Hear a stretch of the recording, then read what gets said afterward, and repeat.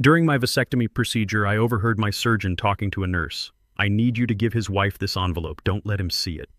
My blood ran cold. I pretended to still be under anesthesia. When I saw what was inside the envelope, my heart stopped. Before I continue this story, let me know where you are watching from in the comments below. Hit like and subscribe if you have ever had to watch your back around the people who are supposed to love you the most. My name is Isaiah Jeffries, but everyone in Chicago just calls me Ike. I am 72 years old. Most people look at me and see a tired old man walking with a cane wearing a faded sweater and assume I am living off a meager pension. They see the gray hair and the slow walk and they think I am weak. They are wrong. For 40 years, I ran the biggest construction crews in this city. I poured the concrete for the skyscrapers that define the skyline. I dealt with union strikes, mafia shakedowns, and corrupt politicians. I built a fortune of $40 million with my bare hands, and I learned one lesson very early on. Never show your full hand. Silence is power. But lying on that cold operating table with my legs exposed and humiliatingly positioned, I felt powerless. The air in the operating room smelled of antiseptic and cold steel. The bright lights above burned my eyes even though I tried to keep them closed. I was supposed to be sedated. A local anesthetic to numb the area and a mild sedative to keep me calm. That was the plan. But my body has always been resistant to drugs. Maybe it is the years of breathing in concrete dust, or maybe I am just too stubborn to be put under easily. I lay there drifting in and out of consciousness, feeling the tug and pull of the instruments but feeling no pain. I could hear everything. Why was I here? Why was a 72-year-old man getting a vasectomy? It sounds ridiculous when I say it out loud. It started 3 months ago with Vivian, my wife. She is 42, 30 years younger than me, beautiful, ambitious, and lately very demanding. She started crying every night, saying that her birth control pills were ruining her skin, causing her migraines, and making her gain weight. She said, "Ike, we need to enjoy our golden years without worrying. We need to be spontaneous. Please do this for me. If you love me, you will do this." I looked at her tear-stained face and I felt guilty. Vivian had been my secretary 20 years ago. When my first wife passed away, Vivian was there. She was attentive. She listened. She made me feel young again. I thought I was the luckiest man in the world to have a woman like her. So I agreed. I agreed to let a surgeon take a scalpel to my manhood at an age when most men are just trying to remember where they put their glasses. Dr. Evans was the surgeon. He was a man I had known for years. I had paid for his country club membership. I had even invested in his private clinic when he was starting out. I trusted him, or at least I thought I did. But today in the operating room, something was wrong. Even through the haze of the sedative, I could sense the tension. Dr. Evans was not humming his usual jazz tunes. He was quiet. His breathing was heavy and ragged. I kept my eyes closed, breathing rhythmically, pretending to be deep under the influence of the drugs. I felt the final stitch being pulled tight. The procedure was over. I expected the usual professional wrap-up. But then the sounds changed. The clinking of metal tools stopped.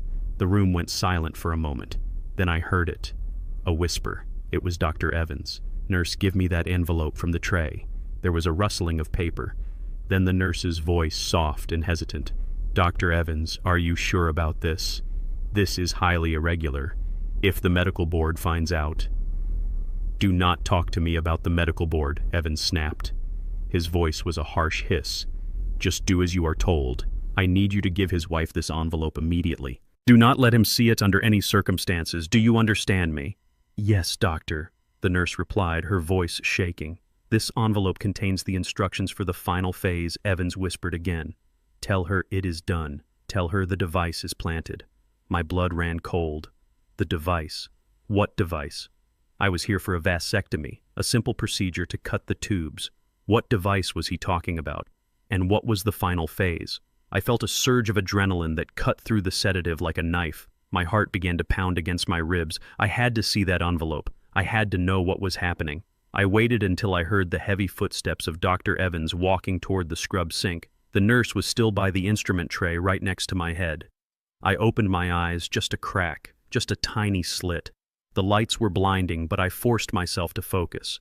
The nurse was standing there holding a thick white envelope. She looked terrified.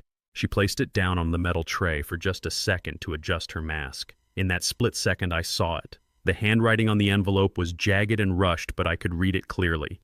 It said dosage plan final phase. Dosage plan. I was not on any long-term medication. I took vitamins. I took an occasional aspirin. I was as healthy as a horse. Why would my wife need a dosage plan for me? And why was it the final phase? Panic rose in my throat. I wanted to sit up. I wanted to grab the nurse by the throat and demand answers. I wanted to punch Dr. Evans in his lying face. But years of negotiating with sharks in the construction business had taught me discipline. If I reacted now, I would show my hand. If I woke up now, they might just finish me off right here on the table. If they were planning something sinister and I revealed that I knew, they would not let me leave this room alive. So I did the hardest thing I have ever done in my life. I closed my eyes. I let my body go limp. I slowed my breathing down. I pretended to be the helpless, unconscious old man they thought I was. I heard the nurse pick up the envelope again. I heard the door to the operating room open.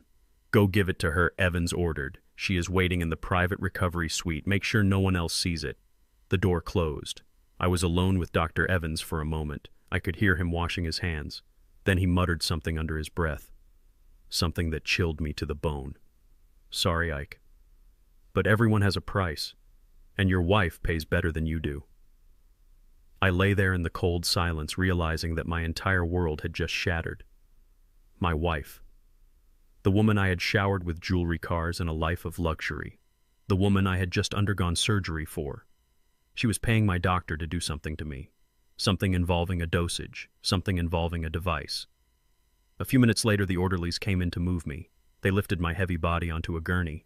I kept up the act, letting my head loll to the side, drooling a little for effect. They wheeled me down the hallway. The fluorescent lights flashed overhead like warning signals. "Run, Ike. Run." They pushed me into the private recovery suite. The air in here smelled different. It smelled of expensive perfume, my wife's perfume, Chanel No. 5, a scent I used to love. Now it smelled like poison.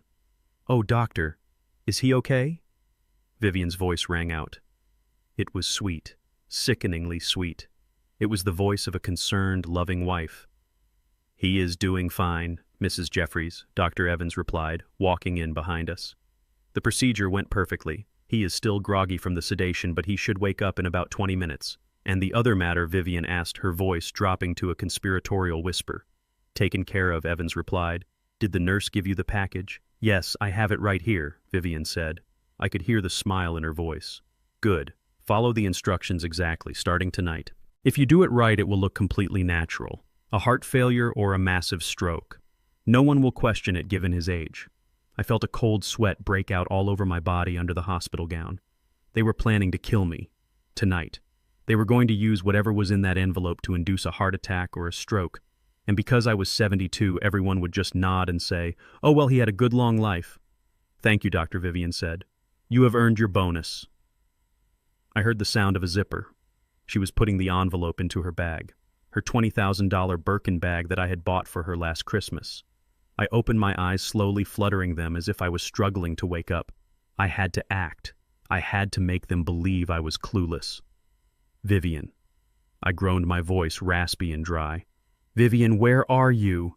She was at my side in an instant. Her face hovered over mine. She looked beautiful. Her makeup was flawless. Her hair was perfect. She looked like an angel of death. "I am here, baby," she cooed, stroking my forehead with her cold, manicured hand. "I am right here. The surgery is over. You did so well. Did it work?" I asked, playing the part of the devoted husband. "Are we okay?" "Everything is perfect." "Ike," she whispered, leaning down to kiss my cheek. Her lips felt like ice. "We are going to have a wonderful future. Just you and me." I looked into her eyes. I saw no love. I saw only greed. I saw calculation. She was looking at me not as her husband, but as a walking bank account that was about to expire. I tried to sit up, but a wave of dizziness hit me. This time it wasn't an act. The drugs were still in my system. "Rest now, darling," Vivian said, pushing me back down gently. "Gavin is bringing the car around. We are going to take you home. I have everything prepared for you there." Gavin, my son-in-law, my daughter Kendra's husband, a white boy from the suburbs who had never worked a hard day in his life. He called himself an entrepreneur, but mostly he just gambled away my daughter's allowance. If Gavin was driving the car, then he was in on it too, And if Gavin was in on it, then Kendra might be too. My heart sank. Was I completely alone? Was my entire family conspiring to kill me? The door opened and Gavin walked in. He was wearing a polo shirt and expensive loafers. He looked at me with a smirk that he didn't even try to hide. "Is the old man ready to roll?" he asked, not even looking at me, but looking at Vivian. "He is waking up," Vivian said. "Be nice, Gavin. He has had a rough day." "Yeah, well, it is about to get rougher," Gavin muttered under his breath. I heard him. I heard every word, but I just groaned again and closed my eyes. "Okay, let's get him into the wheelchair," Gavin said, grabbing my arm with a grip that was too tight. "Come on, Ike. Let's go home." Home. The word used to mean safety. It used to mean sanctuary. Now it meant a death trap. I was being taken to a slaughterhouse and I was the cattle. But as they lifted me into the wheelchair, I made a silent vow. I was not going to die tonight. I was not going to let them win. I had built skyscrapers from nothing. I had fought men twice my size and won. I was Isaiah Jeffries, and I was about to show these amateurs what happens when you mess with the wrong old man. I let my head drop to my chest, pretending to fall back asleep. But under my eyelids, my eyes were wide open, watching, waiting, planning. The war had begun. The leather seats of the Mercedes S-Class usually felt like a throne, but tonight they felt like the interior of a hearse. My son-in-law Gavin was behind the wheel, driving with a careless arrogance that made my stomach turn. I sat in the back next to Vivian, my wife, who was busy typing on her phone, ignoring me completely. I looked up at the rearview mirror and caught Gavin's eyes. He was watching me. There was no concern in his gaze, no respect, just a cold, predatory look of disdain. He looked at me like I was a piece of old furniture that needed to be thrown out to make room for something new. The city lights of Chicago blurred past the tinted windows. I tried to shift my weight, but the dull ache in my groin reminded me of the surgery I had just endured. A surgery I did not need. A surgery that was just the opening act for whatever nightmare they had planned for me tonight. I closed my eyes for a moment, trying to steady my breathing. I needed to keep my heart rate down. I needed to think. "Hey, Pops," Gavin said, his voice cutting through the silence of the cabin like a serrated knife. He didn't turn around. He just kept staring at me through that mirror. I didn't answer immediately. I let out a low groan, pretending the pain was too much to bear. Gavin chuckled, a low sound that grated on my nerves. "You know, I was thinking while you were under the knife today. You need to take it easy, really easy. The doctor said recovery at your age can be tricky." I kept my eyes half closed, watching him. "What do you mean, Gavin?" I rasped out, my voice dry and weak. "I mean, it is time to let go of the reins, old man," Gavin said. He tapped the steering wheel with his fingers in a rhythm that annoyed me. "I talked to the board of the Jeffries Foundation yesterday. I told them that given your health issues, I would be stepping in to handle the day-to-day operations. You know, just to take the load off your shoulders." My heart skipped a beat. The Jeffries Foundation. That was my legacy. That was the fund I started 30 years ago to help young black men from the South Side get into trade schools and engineering programs. It was named after my father. It had assets of over $10 million. And this white boy from the suburbs who had never held a shovel in his life thought he was going to take it over. "You did what I asked," trying to keep the rage out of my voice, trying to sound just like a confused old man. "I took initiative," Gavin said, smiling at his own reflection. "Vivian agrees with me." "Don't you, Viv?" Vivian didn't even look up from her phone. "Of course, honey," she said absent-mindedly. "Gavin is just trying to help you, Ike. You are getting too old to look over all those spreadsheets. You need to rest." Rest. That was their code word for die. I felt a fire burning in my chest. Gavin had no interest in trade schools or engineering. He was a gambler. I knew he had debts. I had seen the way he looked at expensive cars, the way he sweated when he watched sports games on TV. If he got his hands on the foundation, he would drain it dry in 6 months. He would destroy my name and my father's name. I wanted to scream. I wanted to lean forward and wrap my hands around his neck and squeeze until that smug look disappeared from his face. But I couldn't. Not yet. I was outnumbered. I was trapped in a moving car with 2 people who wanted me dead. "Oh God," I moaned loudly, clutching my stomach. "The pain.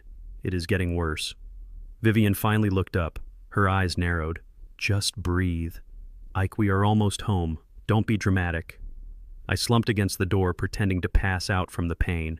It was the only way to stop myself from saying something that would get me killed right there on the expressway. As I lay there with my eyes closed, my mind raced back to last week. The signs had been there. I had just been too blind or too arrogant to see them.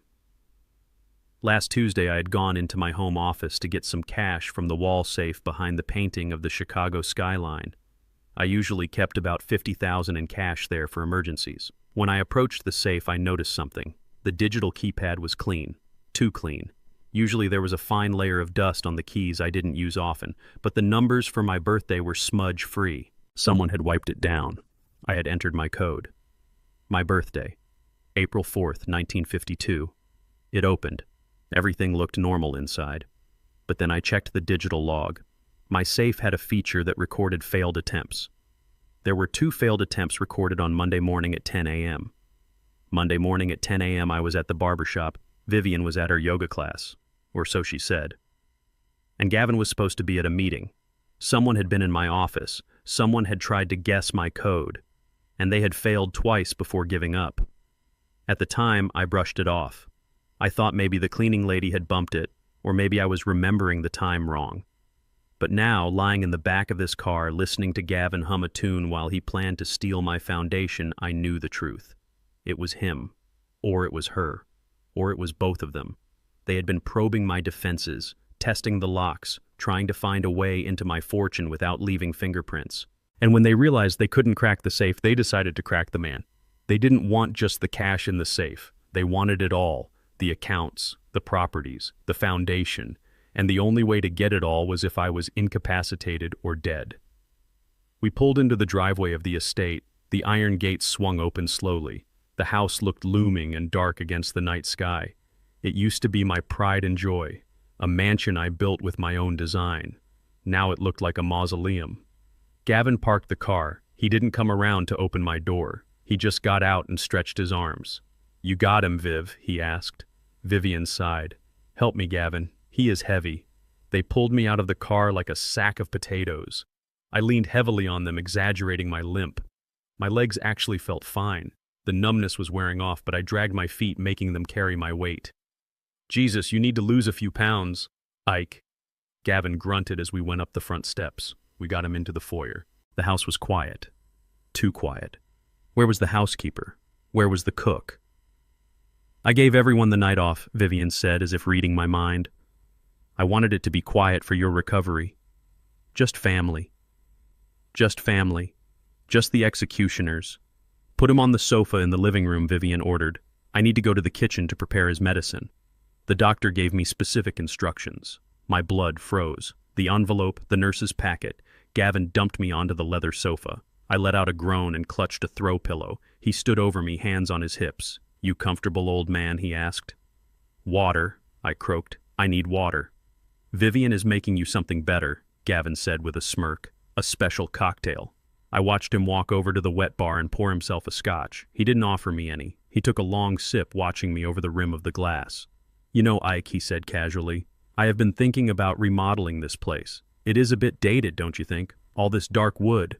It feels like a museum. I am thinking open concept, modern, white marble." He was already redecorating my house. He was already spending my money. He was already dancing on my grave.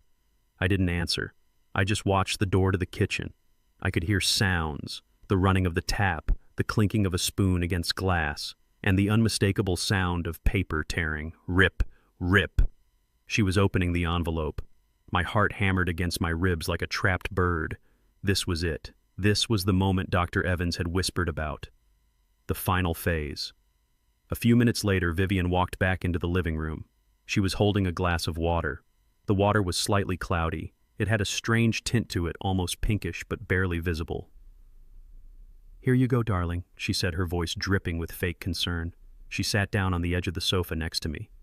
"What is this?" I asked, trying to keep my voice from shaking. "It is just a painkiller and something to help you sleep," she said, smiling. "Dr. Evans said you might be uncomfortable tonight. This will help you relax. It is a special blend." A special blend. I looked at the glass. I looked at her hand holding it. Her nails were painted a deep red, the same color as blood. I looked at Gavin. He had stopped drinking his scotch. He was leaning against the bar, watching us intently. His body was tense. He was waiting. They were both waiting. If I drank that, I knew exactly what would happen. Maybe my heart would stop. Maybe I would have a stroke. Maybe I would just start hallucinating and lose my mind so they could declare me incompetent tomorrow. I remembered the envelope's label. Dosage plan final phase. "I am not thirsty," I said, turning my head away. Vivian's face hardened. Her smile didn't reach her eyes. "Ike, you have to drink this," the doctor insisted. "It is for your own good." "I don't want it," I said louder, pushing her hand away slightly. Gavin stepped forward. "Don't be a child, Ike. Vivian went to the trouble of making it for you. Drink the damn medicine." He wasn't asking anymore. He was commanding. Vivian brought the glass to my lips again. "Come on, baby. Just one swallow. It will make all the pain go away." The smell of the liquid hit my nose. It smelled bitter, chemical. It didn't smell like medicine. It smelled like death. I looked at the swirling, cloudy water. I looked at my wife's desperate eyes. I looked at my son-in-law's clenched fists. I realized then that there was no turning back. The line had been crossed. They weren't just thinking about it. They weren't just planning it. They were doing it. Right here, in my living room, under the crystal chandelier I had bought in Italy. If I refused, they might force it down my throat. Gavin was young and strong. He could hold me down. Vivian could pinch my nose. I had to be smart. I had to buy time. I took the glass with a trembling hand. "Okay," I whispered. "Okay. I will drink it." Vivian smiled again. "That is a good boy. Drink it all down." I raised the glass to my lips. I felt the cold rim against my skin. I saw Gavin take a step closer, his eyes hungry for the show. I tilted the glass back, but I didn't open my throat. I held the liquid in my mouth, the bitter taste burning my tongue. It tasted like battery acid and betrayal. I swallowed a tiny bit, just enough to make my Adam's apple move, and then I let out a violent cough, spluttering the rest of the liquid back into the glass and onto my shirt. "Oh God," I hacked, dropping the glass onto the carpet. "It tastes awful. I am going to be sick." Vivian let out a shriek, but it wasn't of concern, it was of frustration. "You spilled it," she hissed, staring at the wet stain on the rug. "I am sorry," I gasped, clutching my throat. "I am sorry, my stomach. I think I am going to vomit." Gavin looked at the spilled liquid with pure hatred. "Make him another one, Viv. We don't have another one," she snapped, turning on him. "That was the whole packet." Silence fell over the room, heavy, dangerous. They stared at me. I stared at the floor, heaving, pretending to retch. I knew I had just bought myself a few hours, but I also knew I had just declared war. They were out of their special poison. Now they would have to get their hands dirty. "I am going to the bathroom," I groaned, pushing myself up. "I need to wash this off." "Let him go," Gavin muttered. He probably swallowed enough to knock him out anyway. I limped toward the hallway, my back to them, waiting for the bullet or the blow to the head. But it didn't come. Not yet. As I closed the bathroom door behind me and locked it, I looked at myself in the mirror. My eyes were not the eyes of a victim. They were the eyes of a man who had just survived the first assassination attempt. I spat the remaining bitter taste into the sink and washed my mouth out. They wanted me to sleep. I would not sleep. Not tonight. Tonight I was going to hunt. The bathroom door was the only thing separating me from the wolves in my living room. I leaned over the porcelain sink, my hands gripping the cold edges until my knuckles turned the color of ash. My mouth tasted like copper and acid. It was the taste of the poison my wife had just tried to feed me. I didn't swallow. I hadn't swallowed a single drop, but the liquid was still coating my tongue, burning the roof of my mouth like a chemical fire. I turned on the faucet, letting the water run cold and loud. I cupped my hands and rinsed my mouth out once, twice, 3 times. I scrubbed my tongue with my finger, trying to get every molecule of that pinkish sludge out of my system. I looked up at myself in the mirror. The man staring back was 72 years old. His eyes were tired, his hair was gray. But there was a fire in those eyes that hadn't been there yesterday. Yesterday I was just an old man getting a surgery to please his young wife. Tonight I was a soldier behind enemy lines. I looked down at the corner of the bathroom. There sat a large potted plant, a peace lily. Vivian loved that plant. She had bought it for $500 from some boutique florist, saying it brought negative energy out of the room. Irony is a funny thing. I took the mouthful of water and residue I had been holding and I spat it directly into the soil of the peace lily. I watched the liquid seep into the dark earth. "Drink up," I whispered. "Let's see how much negative energy you can handle." I knew that plant would be dead by morning. and if I wasn't careful, I would be too. I unlocked the door and limped back out into the hallway. The living room was empty now. Gavin and Vivian had moved to the kitchen. I could hear the clinking of glass and low murmurs. I didn't go to them. I dragged my feet intentionally, making them shuffle against the hardwood floor, acting the part of the drugged invalid. I made my way to the master bedroom and collapsed onto the bed. My body was screaming in pain. The anesthesia from the surgery was fully wearing off now, and the incision site felt like someone was holding a lighter to my skin. But I couldn't take a painkiller. I couldn't trust anything in this house. Not the aspirins in the cabinet, not the water in the carafe on the nightstand. I was thirsty. My throat was parched. But I lay there staring at the ceiling fan spinning slowly in the darkness, and I endured the thirst. Time moved differently when you are waiting to be murdered. Every second felt like an hour. I listened to the house settling. I listened to the wind rattling the window panes. This house, my house. I built it 20 years ago. I poured the foundation myself. I chose every beam, every tile. It was supposed to be my sanctuary. Now it was just a gilded cage. Around 2 in the morning I heard it. Voices. Raised voices. They were coming from the library downstairs. The library was soundproofed. I had made sure of that when I built it so I could conduct business meetings without being disturbed. But someone had left the door cracked open. I sat up. The pain in my groin shot up my spine, making me grit my teeth. I ignored it. I grabbed my cane from the bedside table. I didn't put on my slippers. I needed to be silent. I walked barefoot on the cold floor. I moved like a ghost. For a big man, I have always known how to move quietly. You learn that on a construction site where one wrong step can send you falling 10 stories. I crept out to the landing and looked down into the foyer. A sliver of light was spilling out from the library door, casting a long, jagged shadow across the marble floor. I went down the stairs one by one. I stuck to the edges of the steps where the wood was reinforced and wouldn't creak. I held my breath. When I got to the bottom of the stairs, the voices became clear. It wasn't just an argument. It was panic. Why didn't you make him drink the whole thing? Gavin's voice was high-pitched, tight with fear. He spat half of it out. Vivian, I saw him. I couldn't force it down his throat, Gavin. Vivian hissed back. Her voice was trembling. He was suspicious. If I pushed too hard, he would have known something was wrong. We have to be subtle. Subtle? Gavin laughed a manic, dry sound. We don't have time for subtle. Do you know what day it is? It is Tuesday. We have 3 days, Vivian. 3 days. I pressed my back against the wall just outside the door frame. I could see them through the crack. Gavin was pacing back and forth, running his hands through his hair. He looked like a cornered rat. Vivian was sitting in my leather armchair holding a glass of wine, her other hand massaging her temple. I don't care about your schedule, Gavin, she said. I am not going to jail for murder because you are impatient. Dr. Evans said the dosage has to be cumulative. If we give him too much at once, it will look like poisoning. If we do it over 3 days, it looks like natural heart failure. I don't have 3 days, Gavin screamed, then lowered his voice, realizing how loud he was. He leaned over the desk, slamming his hand down on the mahogany surface. My desk. I need $5 million by Friday noon. Do you understand English? 5 million. My breath caught in my throat. 5 million. That wasn't just gambling debt, that was something else. That was an impossible amount of money for a man like Gavin to lose at a casino.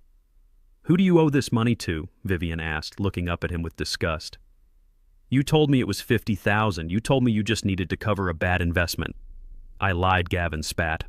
I borrowed from the wrong people, okay. The Russians, the Bratva.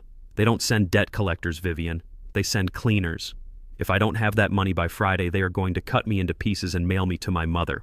And after they are done with me, they are coming for you because you are my wife's mother. The Russians. My son-in-law hadn't just bet on ponies. He had gotten in bed with the most dangerous organized crime syndicate in the city. He had leveraged my name, my reputation, and my fortune to borrow money from killers.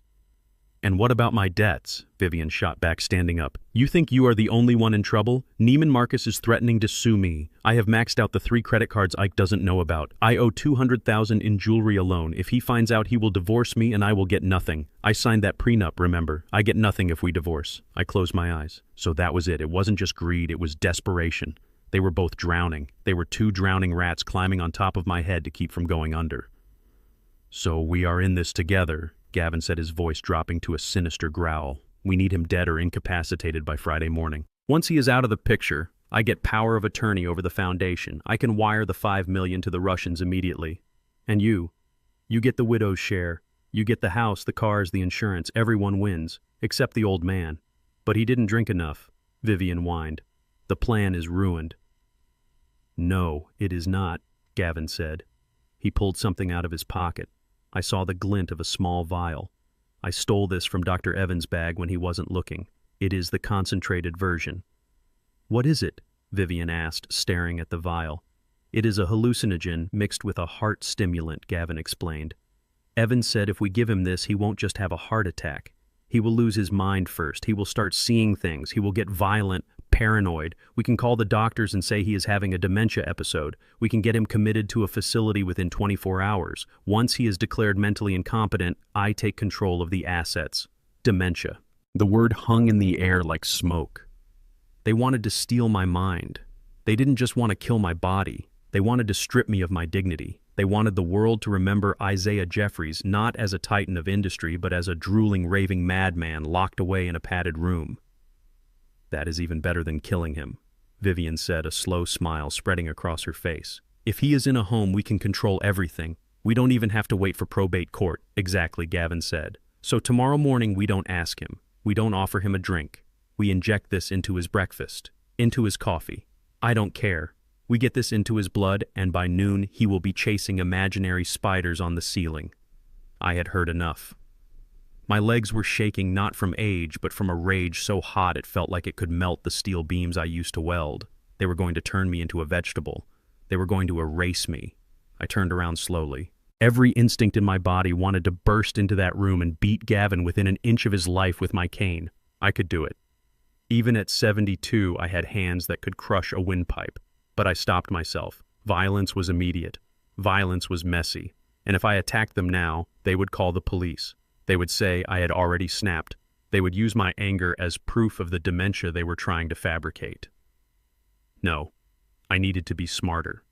I needed to be the general I had always been. I crept back up the stairs. The pain in my groin was throbbing in time with my heartbeat. $5 million by Friday. Today was Tuesday night. Technically Wednesday morning. I had 48 hours. I reached my bedroom and closed the door silently. I leaned against the wood, breathing hard. I looked at the peace lily in the bathroom. The leaves were already starting to droop. The tips were turning brown. The poison was fast. I walked over to the window and looked out at the sprawling lawn of my estate. The moonlight hit the driveway where Gavin's car was parked. They wanted a crazy old man. They wanted a show. I gripped the handle of my cane. Okay, I whispered to the empty room. You want crazy, I will give you crazy. But it won't be the kind of crazy you can control. I went to my closet and reached into the back behind the rows of custom Italian suits. I felt the cold metal of the floor safe. I didn't open it. I just touched the dial. I needed to make a plan. First, I needed to survive breakfast. Then I needed to make a phone call. I climbed back into bed, but I didn't sleep. I lay there with my eyes wide open, watching the shadows lengthen across the room. The sunrise was coming, and with it the war. I was Isaiah Jeffries. I had survived the Chicago riots. I had survived union busting. I had survived the death of my first wife. I was not going to be taken down by a shopping addict and a gambler with a fake smile. Come Friday, one of us would be destroyed. And it wasn't going to be me. The morning sun sliced through the heavy velvet curtains of my bedroom, but it brought no warmth. It only served to illuminate the dust motes dancing in the air and the grim reality of my situation. I had survived the night. I hadn't slept a wink. I had spent the dark hours listening to the house settling and plotting my next move. My throat was parched and my stomach growled with a hunger that was sharp and demanding, but I didn't dare go to the kitchen. In this house, even the tap water could be a weapon. Around 9 o'clock, I heard the heavy footsteps approaching my door. I quickly rearranged my limbs into a posture of vulnerability. I let my mouth hang open slightly and relaxed my facial muscles until I felt the droop of my eyelids. I had to sell this performance. My life depended on my ability to play the part of a confused, senile old man. The door creaked open. It was Gavin. He wasn't alone. I could smell the stale scent of cheap cologne and nervous sweat before I even saw the second man. "Rise and shine." "Pops, Gavin said, his voice booming with a fake cheerfulness that made my teeth ache. I groaned and shifted in the bed, blinking rapidly, as if the light hurt my eyes. "Who is there?" I mumbled, slurring my words intentionally. "Is that you, Martha?" Martha was my first wife, dead for 20 years. Bringing up her name was a nice touch, I thought. It signaled that my mind was wandering through the past untethered to the present. Gavin sighed loudly, a sound of exaggerated patience. "No, Ike, it is Gavin, your son-in-law, remember. And I brought a friend to see you. This is Mr. Thorne. He is a lawyer." I squinted at the stranger. Mr. Thorne was a small man with shifting eyes and a suit that looked expensive but didn't quite fit him right. He was holding a leather briefcase like a shield. I knew his type instantly. I had dealt with dozens of lawyers like him in the construction business. The kind who would look the other way for an envelope of cash. The kind who drafted contracts in back alleys. A lawyer, I rasped, trying to sit up but feigning weakness, so I collapsed back onto the pillows. "Am I in trouble? Did the union strike again?" Gavin exchanged a look with Thorne. A look that said, "See, I told you he is losing it. No one is striking." "Ike," Gavin said, stepping closer to the bed. "We are just here to help you. Vivian and I are very worried about your health.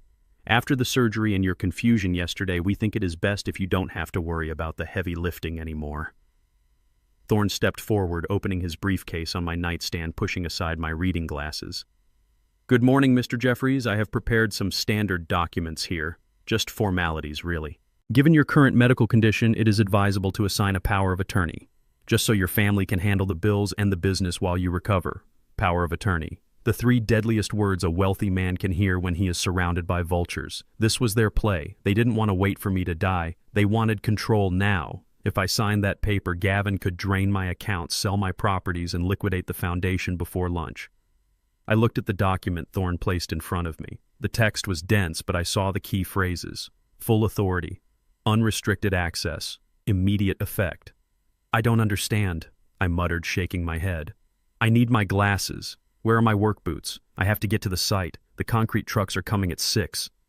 Gavin grabbed my shoulder. His grip was tight, not comforting.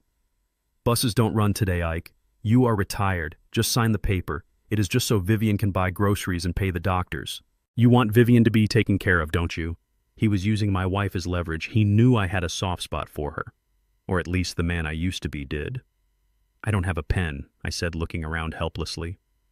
Thorne quickly produced a heavy fountain pen from his pocket. It looked like a Mont Blanc, probably bought with the retainer fee Gavin had paid him from my stolen money. "Here, use this, Mr. Jeffries. Just right here at the bottom." I sat up slowly, my hands trembling. I wasn't faking the tremor entirely. The rage coursing through my veins made my whole body vibrate.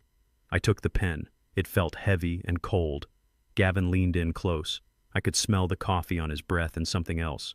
Fear. He was desperate. He needed this signature. If I signed, he could pay off the Russians. If I didn't, he was a dead man walking. "Just sign your name." Ike, Gavin whispered, urgency creeping into his tone. "Right on the line." I lowered the pen to the paper. I watched the nib hover over the signature line. I could just sign it. I could give up. I could let them win and hope they would put me in a nice nursing home instead of a shallow grave. No. I was Isaiah Jeffries. I built the Skyline Tower. I survived the streets of the South Side.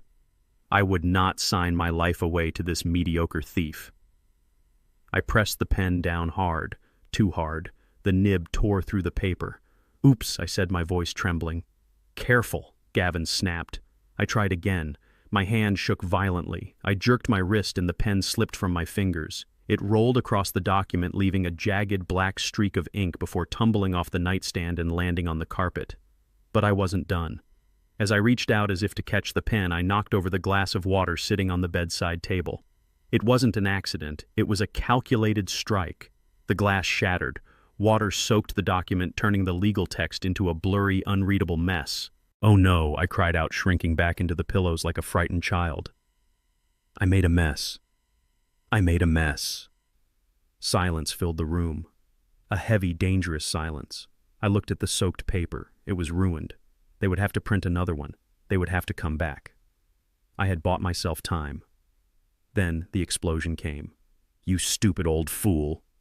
Gavin lunged at me. He didn't care about the lawyer watching. He didn't care about the pretense of being a loving son-in-law. He grabbed the lapels of my pajamas and hauled me up until my face was inches from his. His eyes were wild, bloodshot. "Look what you did," he screamed, spit flying onto my cheek. "That was the only copy we brought."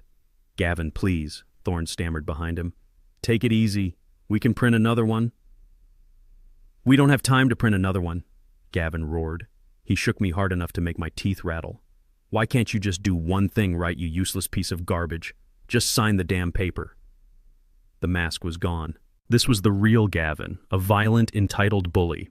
I didn't fight back. I let my head loll to the side. I started to whimper. "Please don't hurt me. I want to go home. I want my mama." I was playing the dementia card for all it was worth. I wanted Thorne to see this. I wanted him to see that his client was assaulting a defenseless senior citizen. Even a crooked lawyer has a limit, and Gavin was pushing it.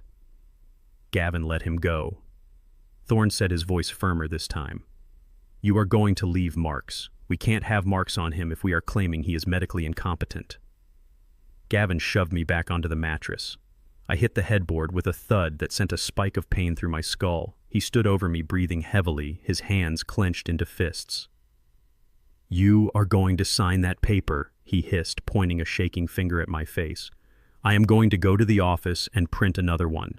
And when I come back, you are going to sign it if I have to break your fingers and guide the pen myself. Do you hear me?" I didn't answer.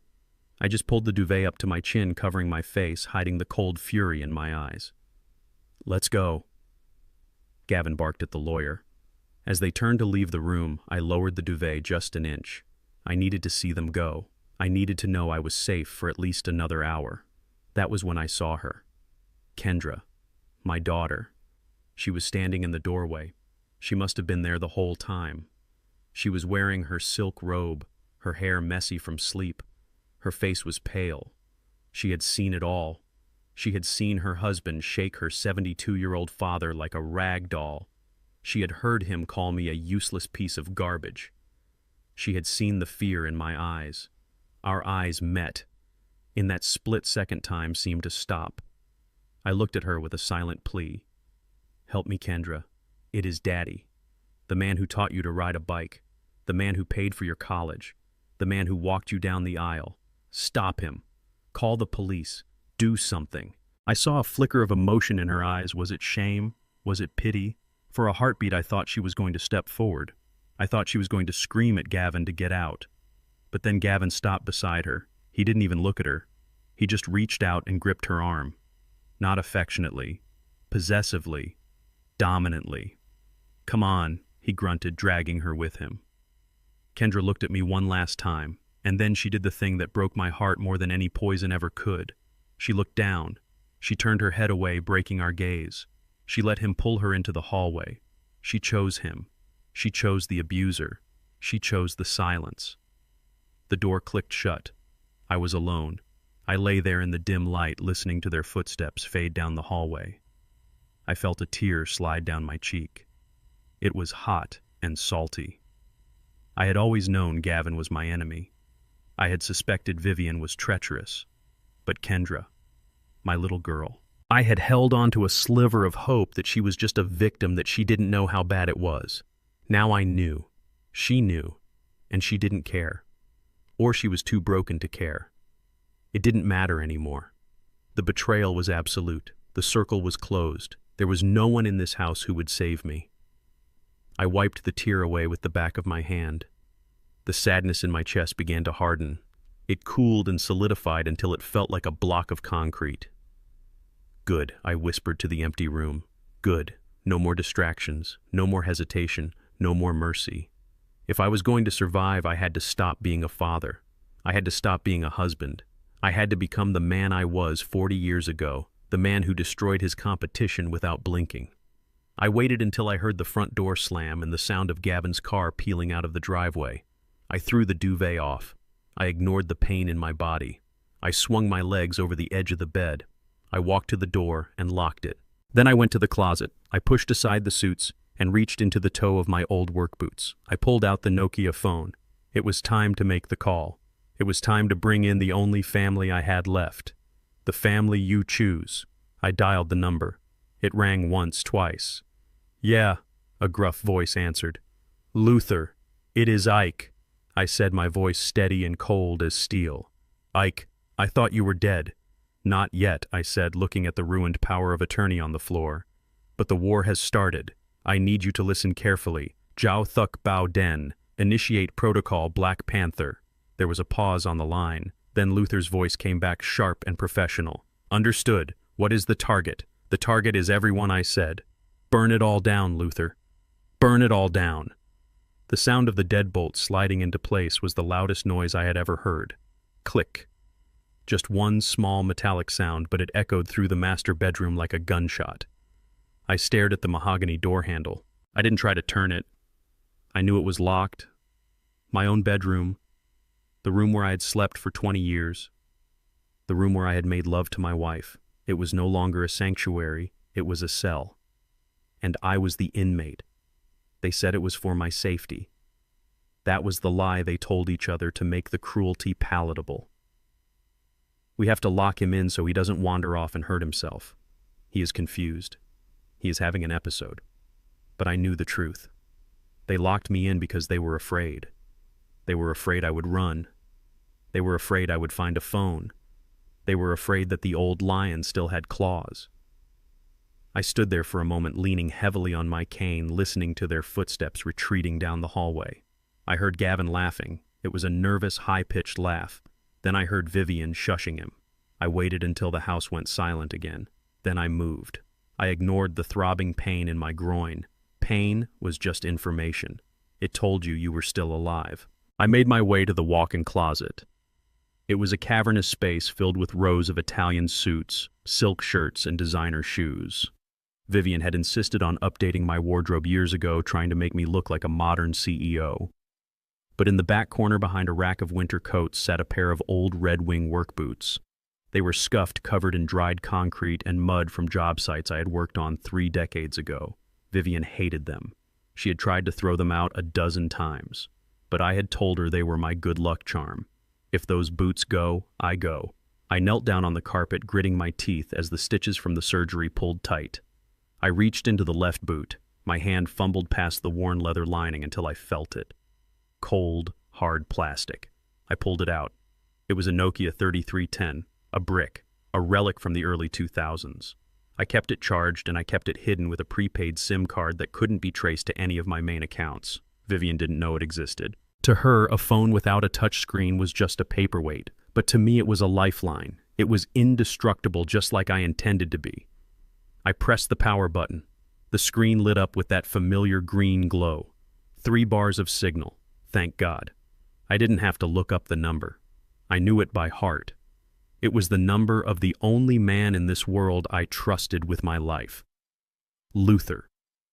We had served in Vietnam together. We had watched friends die in the mud of the Mekong Delta. When we came back to a country that didn't want us, we watched each other's backs on the streets of Chicago. I built buildings. Luther built a reputation as the best private investigator in the city. He wasn't cheap and he wasn't nice, but he was loyal. I dialed. The phone rang once. Twice. Yeah, a voice answered. It sounded like gravel in a cement mixer. No hello, no pleasantries, just readiness. Luther, it is. Ike, I whispered, keeping my voice low. Ike, I haven't heard from you in 6 months. You sound like hell. I am in hell, Luther. Listen to me carefully. I don't have much time. Protocol, Black Panther. There was a pause on the line, a long, heavy silence. Protocol. Black Panther was a code we had established 10 years ago. It meant the worst had happened. It meant I was compromised. It meant the enemy was inside the wire. Understood, Luther said, his tone shifting instantly from casual to lethal. What is the situation? Do you need extraction? I can be there in 20 minutes with a crowbar and a shotgun. No, I hissed. No extraction. Not yet. If you come in here guns blazing, they will win. They will say I am senile and dangerous. They will say you are an intruder. They have a lawyer. They have a doctor. They have everything papered over. Who is the target? Luther asked. Gavin and Vivian, I said. My voice cracked when I said her name. It still hurt. The betrayal cut deeper than any knife. Vivian, Luther repeated. I told you, Ike. I told you 10 years ago she had eyes like a shark. You didn't want to listen.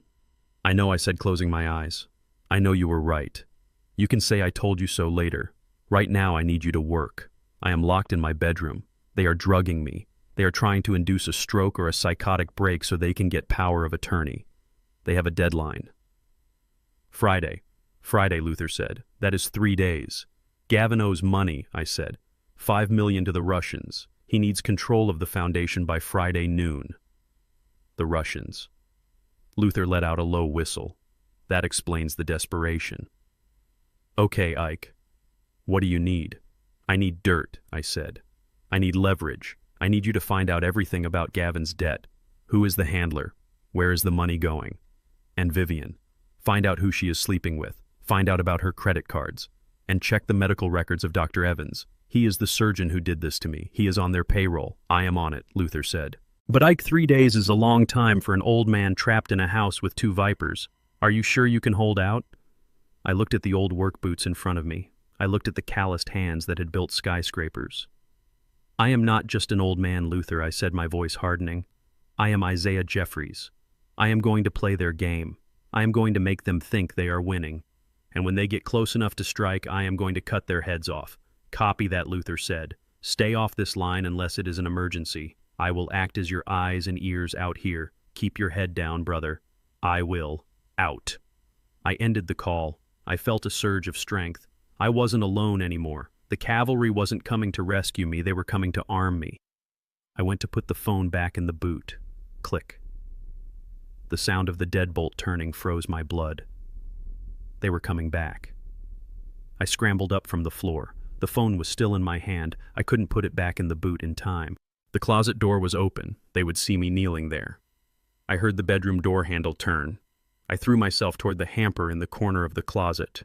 It was overflowing with dirty clothes I hadn't been able to send to the dry cleaners because of the surgery. I shoved the Nokia deep into the pile of soiled shirts and underwear. It was a risk. If Vivian decided to do laundry today, I was dead. But I had no choice. I turned around just as Vivian walked into the bedroom. She stopped. Her eyes scanned the room. She saw the empty bed. Then she saw me standing in the doorway of the closet, breathing hard. "What are you doing in there?" Ike, she asked. Her voice was sharp, suspicious. I leaned against the doorframe, clutching my chest. I tried to look confused. I tried to look like a man who didn't know where he was. I was looking for my suit, I stammered. "Your suit?" Vivian asked, stepping closer. Her eyes narrowed. "Why do you need a suit, Ike?" "You are recovering from surgery." "I have a meeting," I said, letting my eyes lose focus. "The mayor. I have to meet the mayor. We are breaking ground on the South Side project today." Vivian stared at me. She was analyzing every micro-expression on my face. She was looking for a lie. "Ike, that project was finished 15 years ago," she said slowly, walking toward me. "You are confused again." I blinked rapidly. 15 years? No. That can't be right. I just talked to the foreman. Vivian stopped right in front of me. She smelled of wine and expensive lotion. She reached out and touched my face. Her hand was soft, but her touch made my skin crawl. "You were talking to someone," she said. I heard voices. "Who were you talking to, Ike?" My heart slammed against my ribs. Had she heard me through the door? Had I been too loud? "I was talking to Luther," I said. Vivian's face went pale. "Luther? You called Luther? How? Where is the phone?" I tapped the side of my head with a trembling finger. "He is in here," I whispered. "I talk to him all the time. He tells me to watch out for the snakes." Vivian stared at me for a long, terrifying second. Then she let out a breath she had been holding. A laugh bubbled up from her throat. A cruel, relieved laugh. "Oh, Ike," she said, shaking her head. "You really are losing it, aren't you? Talking to your imaginary friends. Luther hasn't been to this house in years. He says hello," I said, smiling a vacuous, empty smile. "Right," Vivian said, rolling her eyes. "Well, you tell Luther to shut up and let you sleep." She stepped past me into the closet. My heart stopped. She was standing inches from the laundry hamper. If she looked down, if she saw a glimmer of that plastic phone case, it was over. She reached for a silk robe hanging on the rack above the hamper. The hem of the robe brushed against the pile of dirty clothes. I held my breath. She pulled the robe down. She turned around. She didn't look at the laundry. To her, it was just a pile of filth. Something for the maids to deal with. She walked back out of the closet, wrapping the robe around herself. Come on, Ike, get back in bed, she ordered. I brought you some soup you need to eat, and then you need to take your medicine. I shuffled after her, my legs feeling like jelly, not from age but from the adrenaline crash. I climbed back into the bed. Vivian placed a tray on my lap. Tomato soup, and a small paper cup with 2 pills in it. Eat up, she said, sitting on the edge of the bed watching me. I looked at the pills. They were white, innocent looking, but I knew they were bullets aimed at my brain. I picked up the spoon. My hand shook. Thank you, Vivian, I said. You are so good to me. I am, aren't I? She said, stroking my arm. I am the only one who cares about you, Ike. Everyone else has forgotten you. I nodded. I took a spoonful of soup. It tasted like ash. I ate under her watchful eye, and when it came time for the pills, I put them in my mouth. I took a sip of water. I made a gulping sound, but I didn't swallow. I tucked them under my tongue in the little pocket of flesh I had practiced using. Good boy, Vivian said, standing up. Now get some sleep. Tomorrow is a big day. She walked to the door. She put her hand on the light switch. Good night, Ike. Good night, Vivian. The room went dark. Then came the sound again. Click. She locked it. I waited 5 minutes, 10 minutes. Then I spat the pills into my hand. I wrapped them in a tissue and shoved them under the mattress. I looked at the dark closet door. My phone was in there. Luther was out there. The hunt had begun. I closed my eyes, but I didn't sleep. I visualized the map of my life. I visualized the battles I had won. This was just another job site, just another problem to solve. And I was the foreman. I woke up to the smell of decay. It wasn't the musty smell of an old house or the stale odor of a closed room. It was the sharp, pungent scent of rotting vegetation. Sunlight was streaming through the bathroom door, which I had left ajar the night before. I dragged my body out of bed. My joints popped and my surgical wound throbbed with a dull, persistent ache, but my mind was razor sharp. I needed to see the proof. I needed to know that I wasn't just a paranoid old man imagining enemies in the shadows. I walked into the bathroom and looked at the corner where the peace lily stood. Or rather, where it used to stand. The lush green leaves that had reached up toward the skylight yesterday were gone. In their place hung limp black tendrils that looked like they had been dipped in acid. The stems had collapsed, turning into a slimy mush that dripped onto the marble floor. The soil in the pot was bubbling slightly, emitting that foul chemical stench I had tasted the night before. I stared at the dead plant, and a cold shiver ran down my spine. That plant was a living organism just like me. It had vascular systems, it needed water, it needed nutrients, and one mouthful of the cocktail my wife had prepared was enough to liquefy it from the inside out in less than 8 hours. If I had swallowed that liquid, my stomach lining would look like those leaves right now. My heart would have seized. My veins would have collapsed. I wouldn't be standing here contemplating my next move. I would be a cold body in the morgue waiting for a cremation that would hide all the evidence. I reached out and touched one of the dead leaves. It disintegrated between my fingers, turning into black dust. This is it, I whispered to myself. This is the murder weapon. I heard the heavy thud of footsteps in the hallway. I quickly washed my hands, scrubbing away the black residue of the plant. I splashed cold water on my face, making sure to leave droplets on my forehead to simulate a feverish sweat. I shuffled back to the bedroom and threw myself onto the mattress, messing up the sheets to look like I had tossed and turned all night. The key turned in the lock. They were getting bolder. They didn't even knock anymore. Vivian walked in first, carrying a tray. She was wearing a crisp white blouse and black slacks, looking every bit the efficient executive wife. But her eyes were tired. There were dark circles under them that makeup couldn't hide. Guilt or worry. I didn't care which. Gavin followed her. He looked worse. His hair was unkempt and he was wearing the same clothes as yesterday. He smelled of stale bourbon and cigarettes. He was edgy. His eyes darted around the room before landing on me. Look at him, Gavin sneered. He looks like a corpse already. Hush, Gavin, Vivian snapped. She set the tray down on the bedside table. On it was a steaming mug of coffee and a small glass of orange juice. The juice was thick and pulpy. I knew immediately that was where the poison was. Good morning, Ike, Vivian said, her voice straining to be cheerful. How did you sleep? I stared at her with a vacant expression, letting my jaw hang loose. Who are you? I mumbled. Vivian sighed. It is Vivian, honey. Your wife. My wife. I repeated slowly as if testing the word. My wife is in the garden. She is planting roses. I saw Gavin smirk.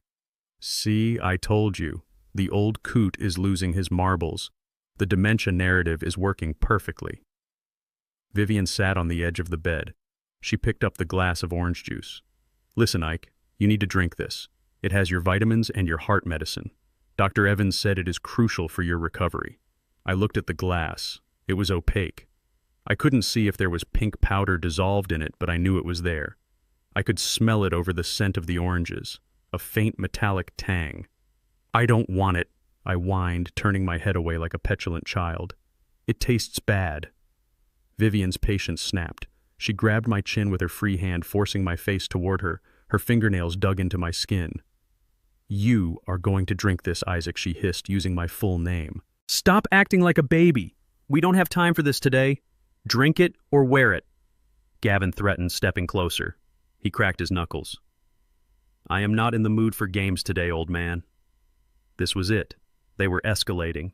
Yesterday they tried to trick me. Today they were ready to force me.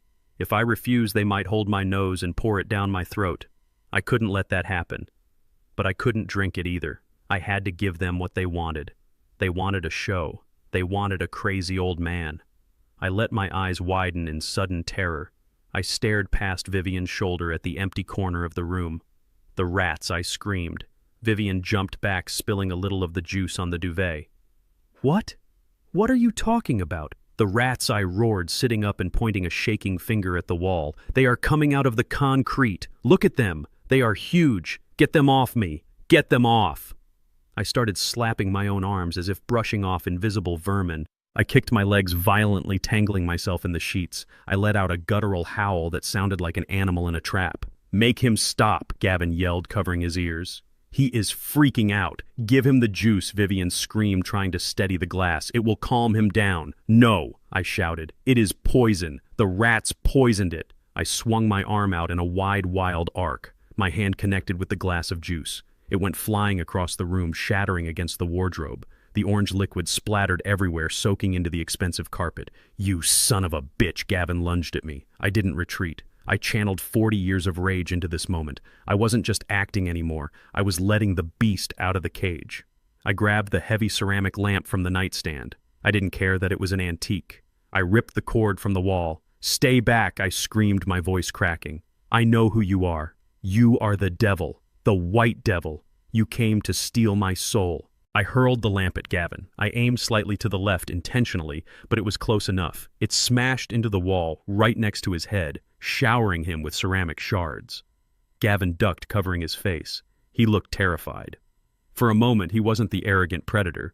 He was just a scared boy facing a man who had built skyscrapers with his bare hands. He is violent, Vivian shrieked, scrambling off the bed and backing toward the door.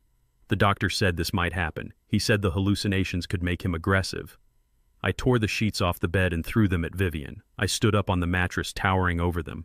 My hospital gown was twisted. My surgical wound was bleeding slightly through the bandages, but I felt no pain. I felt powerful. Get out, I bellowed. Get out of my job site. You are not union. You are scabs. Scabs. I was mixing my past with the present, creating a tapestry of madness that was undeniable. To them, I was reliving a construction strike from the 80s. To them, my mind was completely gone. Gavin grabbed Vivian's arm. We have to go. Lock him in. Just lock him in. But he didn't drink the medicine, Vivian cried, looking at the mess on the floor. It doesn't matter, Gavin yelled, dragging her into the hallway. Look at him. He is already cooked. His brain is fried. We don't need the drugs anymore. We have enough for a diagnosis right now. I grabbed a book from the table and threw it at the closing door. Get out, I screamed one last time as the door slammed shut. I heard the key turn in the lock. Then I heard them leaning against the door on the other side. They were panting. Did you see his eyes? Gavin gasped. He looked like a demon. It is the withdrawal combined with the first dose, Vivian said, her voice shaking. It is progressing faster than I thought. Good, Gavin said. His voice was regaining its confidence. This is actually better. We don't need to wait until Friday to call the doctors. We can call them tomorrow. We can say he attacked us. We can say he is a danger to himself and others. Tomorrow, Vivian asked. Yes, Gavin said. We call Dr. Evans in the morning. We get him sedated and shipped off to Sunnyvale. Once he is in that facility with a diagnosis of violent dementia, the judge will grant me emergency conservatorship by the afternoon. Sunnyvale. The name sent a chill through me. I knew Sunnyvale. It wasn't a care facility. It was a warehouse for the unwanted elderly. A place where they sedated you until you stopped breathing. If I went there, I would never come out. But then Gavin said something else, something that made me freeze. And once I have the signature on the foundation transfer, I can wire the money to the Russians. And then we can discuss what to do with Kendra. What about Kendra? Vivian asked. She knows too much, Gavin said coldly. She saw me rough him up. She is weak, Vivian. She might crack. Once the old man is gone, we might have to arrange an accident for her too. Maybe a car crash. She is always a terrible driver. I stood there in the middle of my wrecked bedroom, my chest heaving. The adrenaline was fading, leaving behind a cold, hard clarity. They weren't just going to kill me. They were going to kill my daughter, my Kendra, the girl who had looked away, the girl who had betrayed me. But she was still my blood. She was still the little girl I had carried on my shoulders. Gavin had crossed the final line. He had threatened my child. I looked at the shattered lamp on the floor. I looked at the orange stain on the carpet. You think I am crazy? I thought, clenching my fists until my nails dug into my palms. You think I am a broken old man who has lost his mind? I walked over to the door and pressed my ear against the wood. I heard their footsteps fading away. They were going downstairs to celebrate, to drink to their victory, to toast to my insanity. I walked back to the bathroom. I looked at the dead plant one last time. Rest in peace, I whispered to the withered leaves. You served your purpose. I washed my face. I looked in the mirror. The wild look was gone, replaced by the cold calculation of a general. They wanted to send me to Sunnyvale tomorrow. That meant I had less than 24 hours. I needed to move. I needed to get out of this room. But the door was locked and the window was too high for a man with a fresh surgical wound to jump from. Or was it? I walked to the window and looked down. Below my bedroom was the roof of the sunroom. It was a 15-foot drop to the sunroom roof and then another 10 feet to the grass. In my prime, I could have done it in my sleep. At 72, with stitches in my groin, it was suicide. But staying here was death. I went to the closet. I dug out the Nokia phone from the laundry hamper. I checked the screen. One new message from Luther. Found the handler, Sergei Volkov. He's not patient. He is meeting Gavin at the docks tonight at midnight. I will be there. Midnight. I checked my watch. It was 11 a.m. I had time, but not much. I sat down on the floor and began to tear the bed sheets into strips. I wasn't going to jump. I was going to rappel, just like I used to tie down the rebar on the high rises. My hands worked automatically, tying the knots, testing the strength. You want to play games, Gavin, I thought. You want to hurt my daughter. I pulled the knot tight. Tonight the old man comes down from the tower, and hell is coming with him. The smell of roasted garlic and rosemary drifted across the room and assaulted my senses.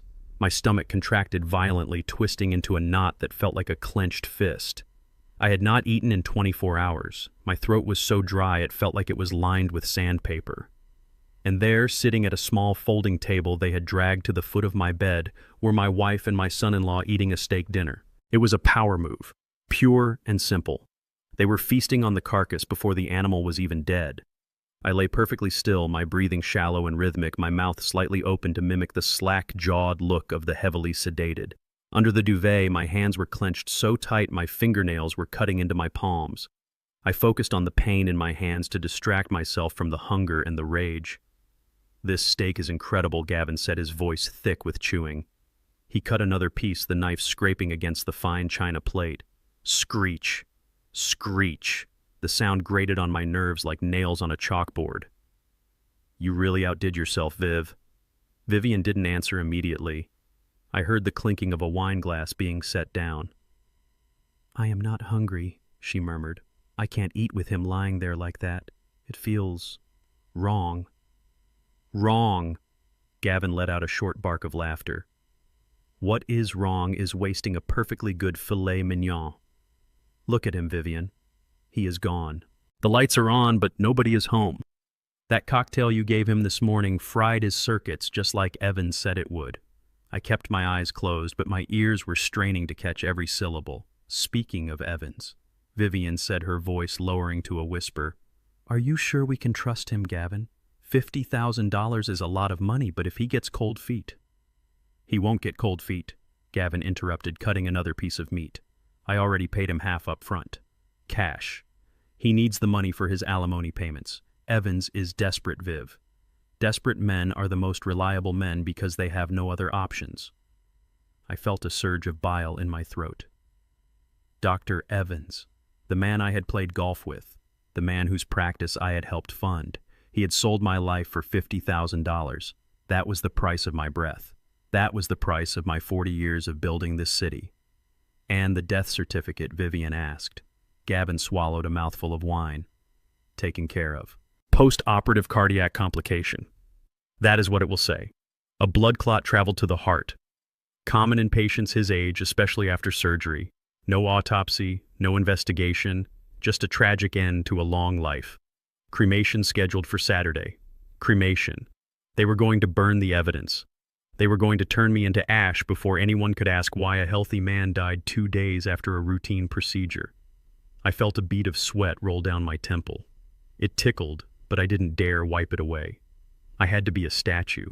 I had to be the corpse they wanted me to be. But what if he wakes up? Vivian asked. Her voice was trembling. What if the drugs wear off before Friday? Gavin sighed, the sound of a man patience wearing thin. He isn't going to wake up. Not really. Even if he opens his eyes, his brain is mush. Did you see him this morning? Screaming about rats, throwing lamps? He is cooked, Vivian. Stick a fork in him. He paused, and I heard the sound of him pouring more wine. The liquid glugged into the glass. Besides, Gavin continued, his voice taking on a harder, darker edge. He doesn't have a choice, and neither do we. What do you mean, neither do we? Vivian asked. Gavin went silent for a moment. The only sound was the scraping of his fork.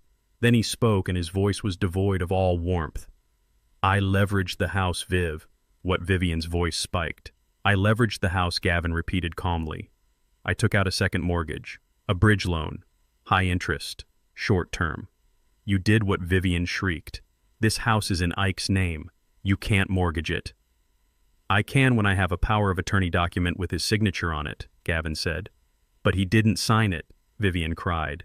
He spilled water on it, remember? Gavin laughed. A low, ugly sound. Oh, Viv, you are so naive. I traced his signature from an old check. I have a guy, a forger. He is an artist. The document looks ironclad. I submitted it to the lender yesterday afternoon. You forged his signature, Vivian whispered. She sounded horrified. Not because of the crime, but because of the risk. I did what I had to do, Gavin snapped. The Russians gave me a deadline, but the bank is different. This is a shadow lender, Viv. Hard money. If I don't pay them back with the foundation money by Friday evening, they don't just send a letter. They foreclose. Immediately. They take the house. You gambled my house, Vivian screamed. This is my house, Gavin. I earned this house. I put up with him for 20 years for this house.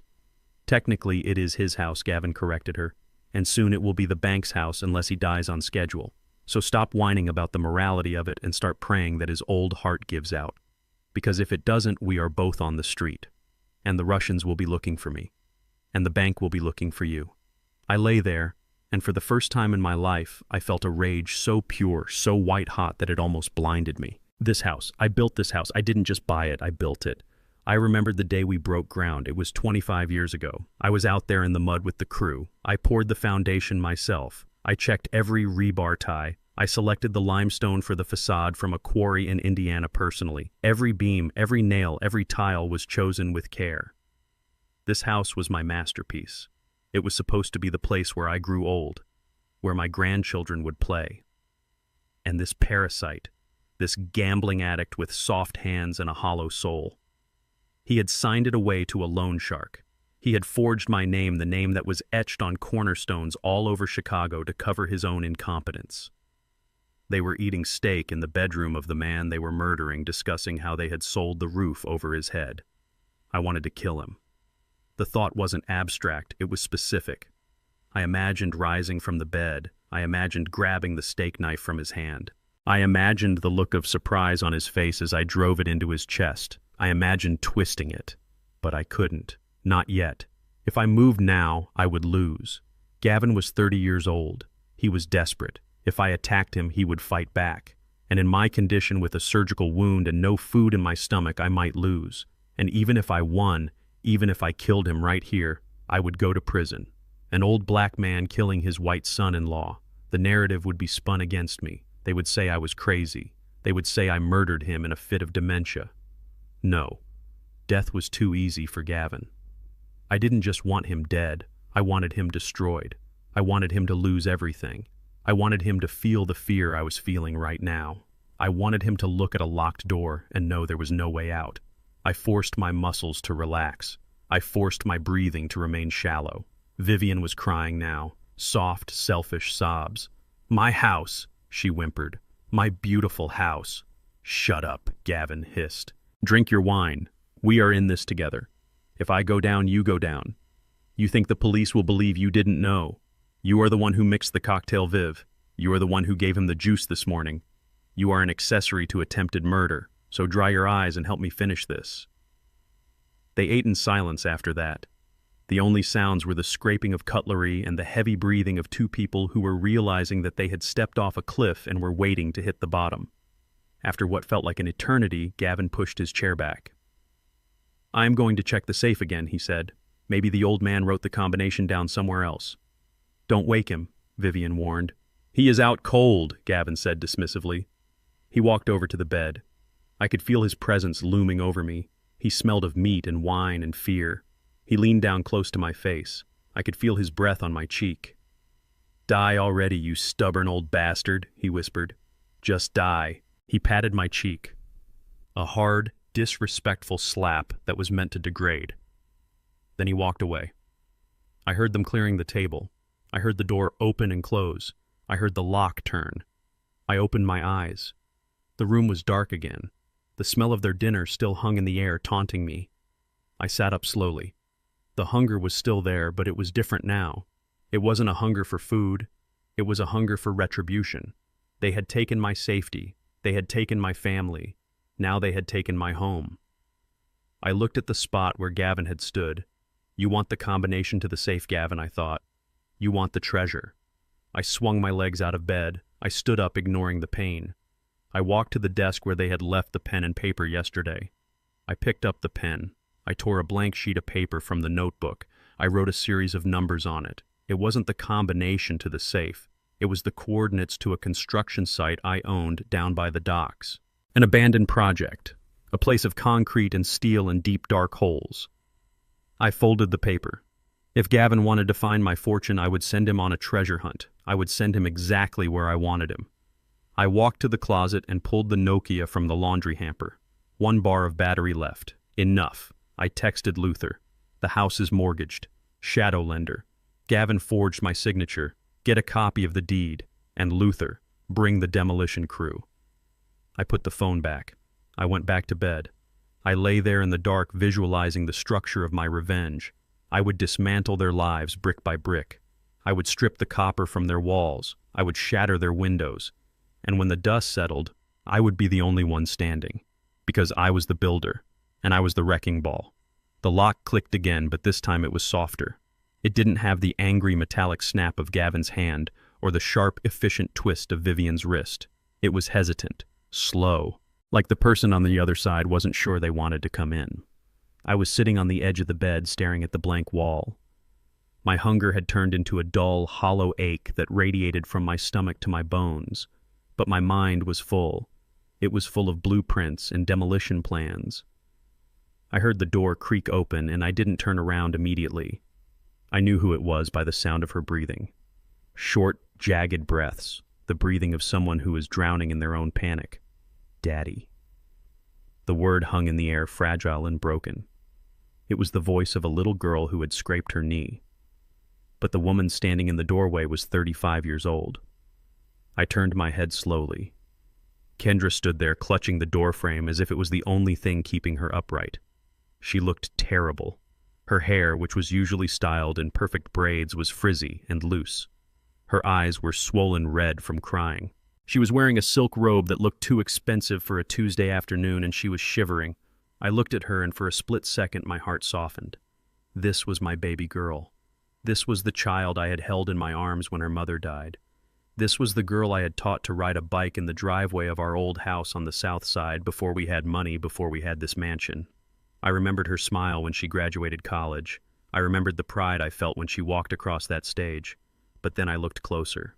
I saw the fear in her eyes, but it wasn't fear for me. It was a selfish fear. It was the fear of a woman who was about to lose her comfort. Kendra. I rasped, my voice dry and scratchy.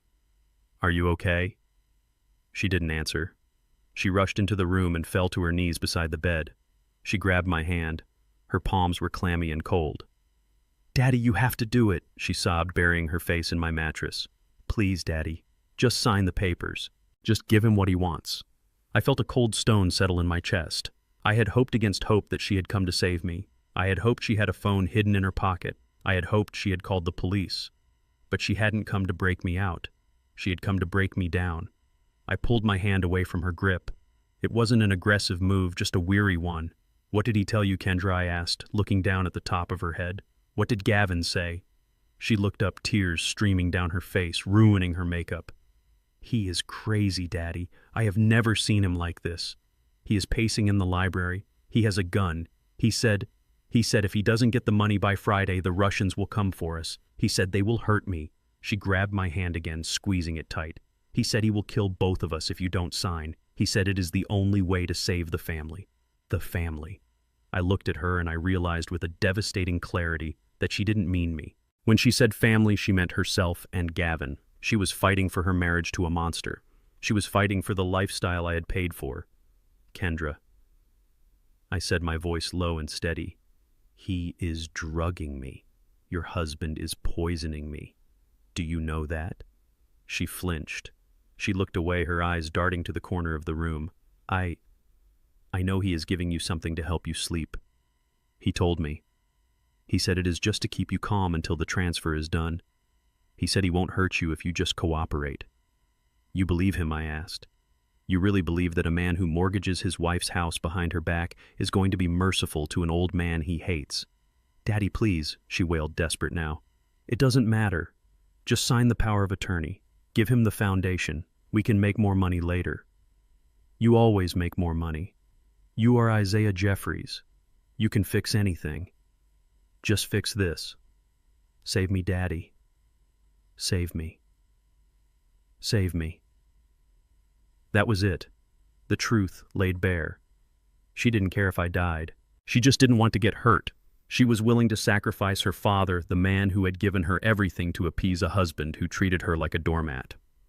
I looked at her and I saw the cracks in the foundation. I had built her life with money, but I hadn't built her character.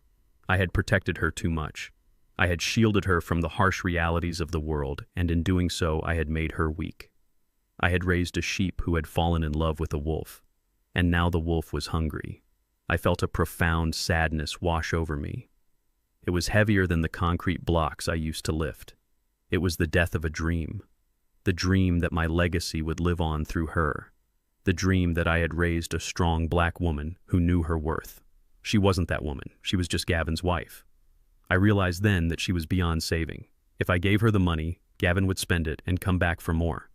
If I saved her today, she would betray me again tomorrow. She had chosen her side. And in war, you do not comfort the enemy's allies. You use them. I let my body sag against the pillows. I let my eyes droop. I let my mouth hang open slightly, mimicking the confusion I had shown earlier. I needed her to think I was breaking. I needed her to think the fear and the drugs were winning. Kendra, I whispered, my voice trembling. I can't sign. My hands, they won't work. You have to try, Daddy, she begged, shaking my arm. Try harder. I can't, I moaned, closing my eyes. But the money. There is money. She stopped crying instantly. The mention of money had a magical effect. She wiped her eyes with the back of her hand and leaned closer. What money, Daddy? Where? The safe, I breathed out. The safe in the closet, not the wall safe. The floor safe. Gavin already tried the floor safe, she whispered urgently. He couldn't open it. He said you changed the code. I did. I murmured, drifting in and out of my fake delirium. I changed it to keep it safe from him. There is cash. Gold. And the bonds. Millions. Kendra's eyes widened. I could see the greed warring with the fear. Millions. What is the code, Daddy? She asked. Her voice was no longer the voice of a scared child. It was sharp, predatory. Tell me the code. I can open it. We can give it to Gavin. He will let us go. I paused. I let the silence stretch until I could hear the blood rushing in my ears. I was about to feed my own daughter a lie. A lie that would send her husband on a wild goose chase. A lie that would buy me the time I needed to destroy them. It is, I gasped, pretending to struggle for air.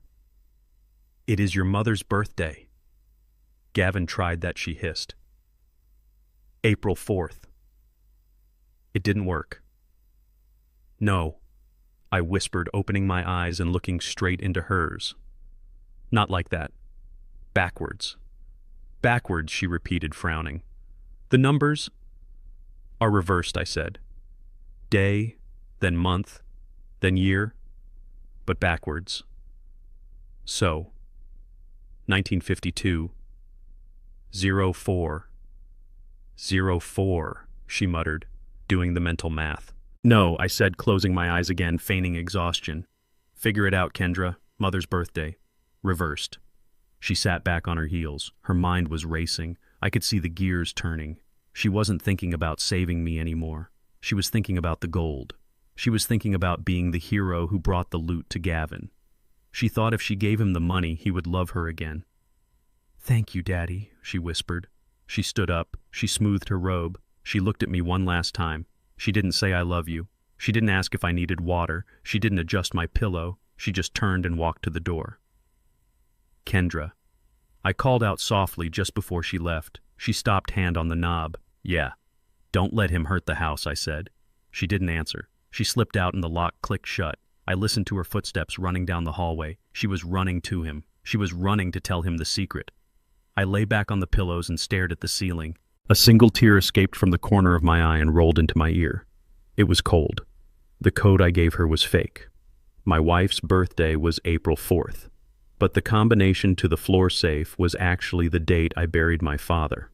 Gavin would try the birthday backwards. He would try it forwards. He would try every variation. And every time he failed, the lockout timer on the safe would double. He would spend hours wrestling with that steel box. He would get frustrated. He would get sloppy. And while he was distracted fighting a metal box, I would be preparing for the real fight. I wiped the tear away with a rough hand. Goodbye, Kendra. I whispered to the empty room. I had entered this room as a father. I was leaving it as a widower of my own family. They had stripped away my wife, my home, and now my child. There was nothing left to lose.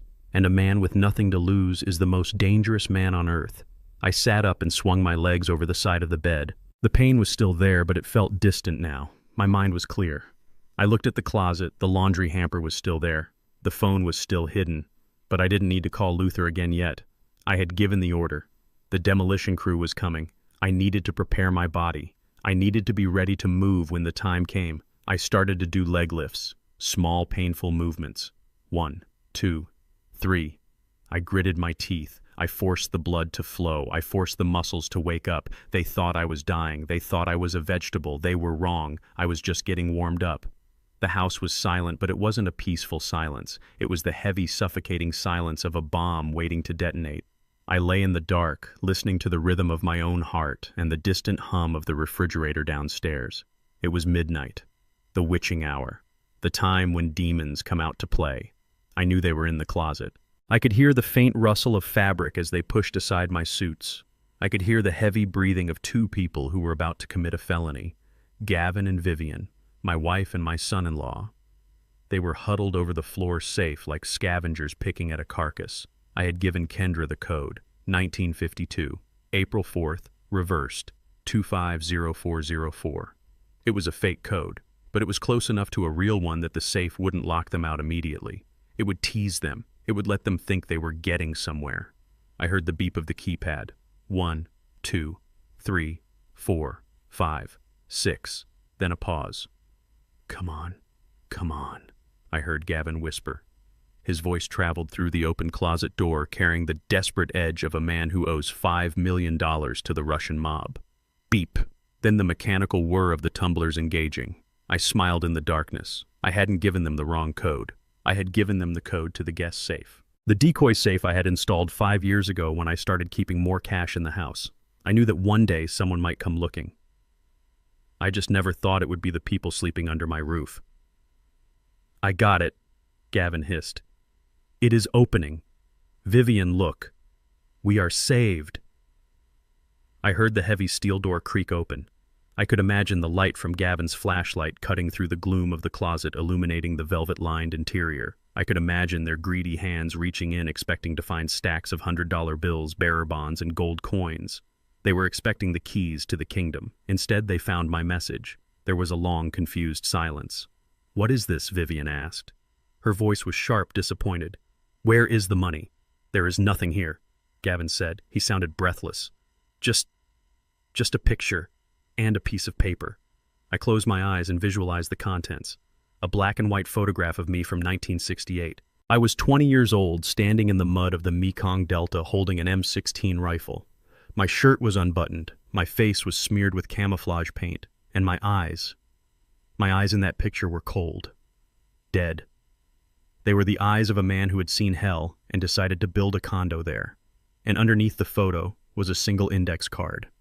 On it, I had written 4 words in thick black marker. I know everything. I waited for the realization to hit them. I waited for them to understand that the dementia was an act, that the confusion was a trap, that they weren't the hunters, they were the prey. What does it mean? Vivian whispered. Her voice was trembling now. Ike. He knows. He knows Gavin. Shut up, Gavin snapped, but his voice cracked. He doesn't know anything. He is a vegetable. He is drooling on his pillow right now. This must be old. He must have put this in here years ago. Paranoid old bastard. No, Vivian argued. Look at the ink. It is fresh. And the picture, why would he put that picture there? That is the picture he keeps in his wallet. He never takes it out. Silence again, then the sound of paper being crumpled. He played us. Gavin growled. The sound was low, guttural, like a dog about to bite. He played us. He gave Kendra the code to the decoy. He knew we would send her. He knew everything. I heard movement. Fast, violent movement. Footsteps pounding on the carpet. He is mocking me, Gavin roared. He burst out of the closet. The light from the hallway spilled into the bedroom, silhouetting him. He looked like a madman. His hair was wild, his shirt was soaked with sweat, and in his right hand, catching the gleam of the moonlight, was a gun. A Glock 19. I recognized the profile. It was my gun. He had stolen it from the nightstand drawer downstairs. Gavin! No! Vivian screamed, running after him. Gavin didn't stop. He crossed the room in 3 strides. He grabbed the front of my pajamas and hauled me up from the pillows. Wake up, you son of a bitch, he screamed, spitting in my face. I let my head loll back, my eyes unfocused. I tried to keep up the act, but my heart was hammering against my ribs. The cold barrel of the gun pressed against my forehead. It smelled of gun oil and steel. Where is the money? Gavin screamed, shaking me so hard my teeth rattled. Stop acting. I know you are in there. I saw the note. Where is the real money? I looked at him. I looked past the gun, past the sweat, past the rage. I looked into his eyes and I saw a coward, a terrified little boy playing gangster. I decided to drop the mask, just a little, just enough to let him know who he was dealing with. I focused my eyes. I stopped the trembling in my hands. I stared straight into his pupils. You are holding it wrong, I said. My voice was calm, steady. It wasn't the voice of a senile old man, it was the voice of Isaiah Jeffries. What? Gavin blinked, taken aback. The safety, I said, nodding at the gun. You left the safety on. You pull that trigger, nothing happens. Except I break your wrist. Gavin looked down at the gun in panic. In that split second, I could have disarmed him. I could have snapped his wrist like a dry twig. But Vivian was there, and I was still an old man recovering from surgery. If I fought, I might win the battle but lose the war. I needed them to destroy themselves. Gavin realized the safety was actually off. I had lied. He turned back to me, his face purple with rage. "You think this is a game?" he hissed, pressing the barrel harder against my skin until it bruised. "I have a deadline, Ike. The Russians don't care about your little notes. If I don't have $5 million by Friday noon, I am dead. And if I am dead, I am taking you with me." "Pull the trigger," I whispered. "Go ahead. Do it." Gavin's finger tightened on the trigger. I saw the muscles in his forearm flex. "Do it," I challenged him. "Put me out of my misery." "But you won't find a dime. The money isn't in the house, Gavin." "It isn't in the bank." "Where is it?" he screamed. "It is in hell." I smiled, a cold, wolfish smile. "I sent it down there waiting for you. Come and get it." Gavin let out a sound of pure frustration. He raised the gun, preparing to pistol whip me. "Gavin, stop!" Vivian shrieked. She threw herself onto his arm, dragging him back. "Get off me, Viv," he shouted, trying to shake her off. "I am going to kill him. I am going to blow his brains out." "No, you are not!" she screamed, clinging to him. "Think, Gavin. Think. If you kill him now, we get nothing. The accounts are frozen until probate. The life insurance won't pay out if it looks like murder. And the Russians want money, not a corpse." "He knows," Gavin panted, staring at me with wild eyes. "He knows everything. He is not crazy. He is laughing at us." "It doesn't matter what he knows," Vivian said, desperate. "He is 72 years old. He is trapped in this room. He is weak. We can make him talk. We can force him to give up the real code." "How?" Gavin asked, lowering the gun slightly. "Pain," Vivian said. Her voice sent a chill through me deeper than the gun barrel. "Everyone breaks with pain, Gavin. Even tough guys like him. We stop the drugs. We stop the food. We use other methods. But we need him alive." Gavin looked at me, then at Vivian. He took a deep breath, trying to steady his shaking hands. "You are right," he said. "You are right. Killing him is too easy." He shoved me back onto the bed. I hit the mattress hard, my surgical wound flaring with sharp agony. I groaned, clutching my side. "Listen to me, old man," Gavin said, leaning over me, the gun still in his hand. "The games are over. No more acting. No more notes. You have 24 hours. If you don't give me the location of the assets by tomorrow night, I am going to start cutting pieces off you. I will start with your fingers, then your toes, and I will make you watch while I do the same to Kendra." I stayed silent. I glared at him. "You hear me?" Gavin yelled. "I hear a dead man talking," I muttered. Gavin raised the gun again, but Vivian pulled him toward the door. "Let's go," she said. "Let him rot in here tonight. No water, no lights. Let him think about what is coming." They backed out of the room. Gavin kept the gun trained on me until the door slammed shut. The lock clicked. Then I heard the sound of something heavy being dragged against the door from the outside. A dresser, maybe, or a heavy chair. They were barricading me in. I lay in the dark, my heart rate slowly returning to normal. My forehead throbbed where the gun barrel had pressed. They were going to torture me. That was the new plan. Starvation, dehydration, physical pain. I touched the spot on my chest where my heart beat strong and steady. They didn't understand. I had grown up in a time when pain was a daily reality. I had worked construction with broken ribs. I had walked miles in freezing snow. Pain was an old friend. But the threat against Kendra, that was real. Even though she had betrayed me, she was still my blood, and Gavin was desperate enough to do it. I had to accelerate the timeline. Friday was too far away. I couldn't wait for the demolition crew. I needed to bring the house down now. I crawled to the edge of the bed. I reached under the mattress and pulled out the tissue with the pills I had hidden. I needed to clear my head completely. No more feigning dementia. The mask was off. Now it was just war. I looked at the window. The moon was high. I went to the closet again. I pulled the Nokia from the laundry. I texted Luther. Plan B. They are armed, hostile. They know I am awake. Forget the deed. Bring the pain. Tomorrow morning. 0600. I hit send. Then I did something I hadn't done in years. I knelt down by the bed not to pray for salvation, but to pray for aim. Lord, I whispered, keep my hand steady, keep my mind sharp, and forgive me for what I'm about to do to my family. I stood up. I went to the bathroom and drank water from the tap, cupping it in my hands. It tasted metallic, but it was life. I looked at the mirror. The man staring back wasn't Ike the builder. He wasn't Mr. Jeffries the philanthropist. He was the soldier from the photograph. I went back to the closet and pulled out a belt. a heavy leather belt with a brass buckle. I wrapped it around my fist. I sat in the chair facing the door. I wouldn't sleep tonight. I would wait. Come morning, when they opened that door, they wouldn't find a victim. They would find the landlord, and rent was due. The heavy dresser scraped against the floorboards on the other side of my bedroom door. They were barricading me in. I listened to the thud of wood against wood, and then the receding footsteps of my wife and her lover.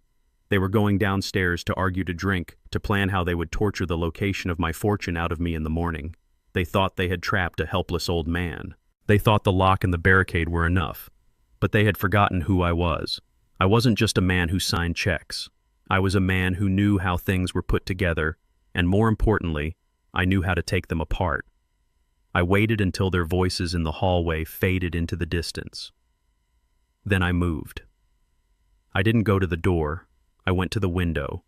It was a double-hung sash window, reinforced glass, heavy timber frame.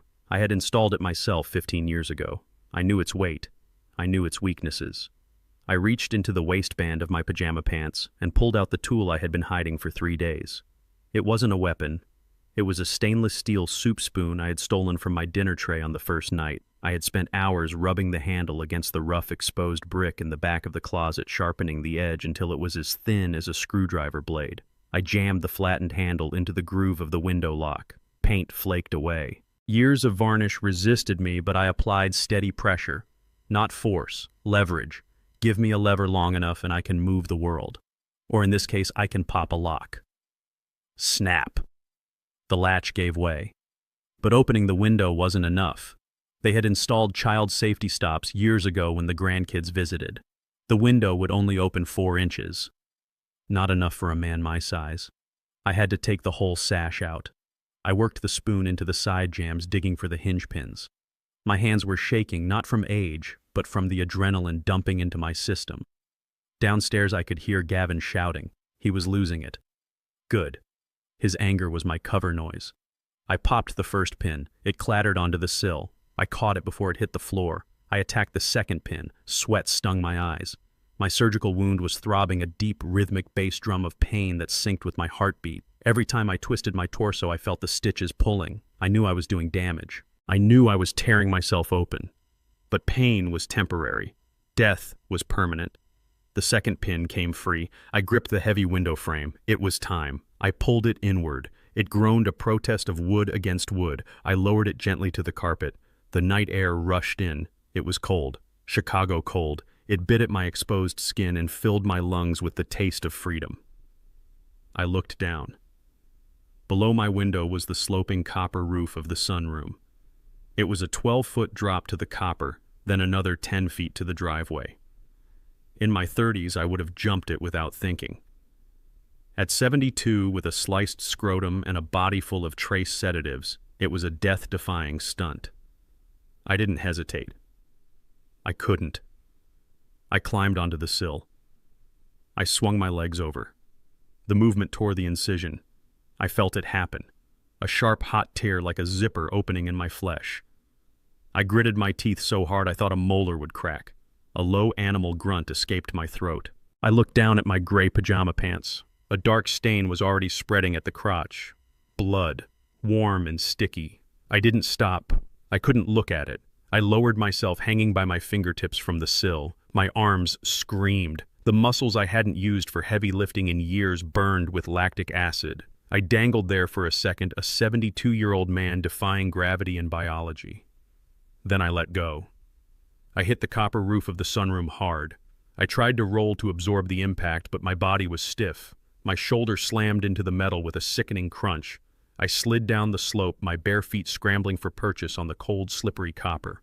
I clawed at the gutter to stop my fall. The metal edge sliced my palms, but I held on. I came to a halt with my legs dangling over the edge of the sunroom roof. I lay there panting, staring up at the stars. I was out.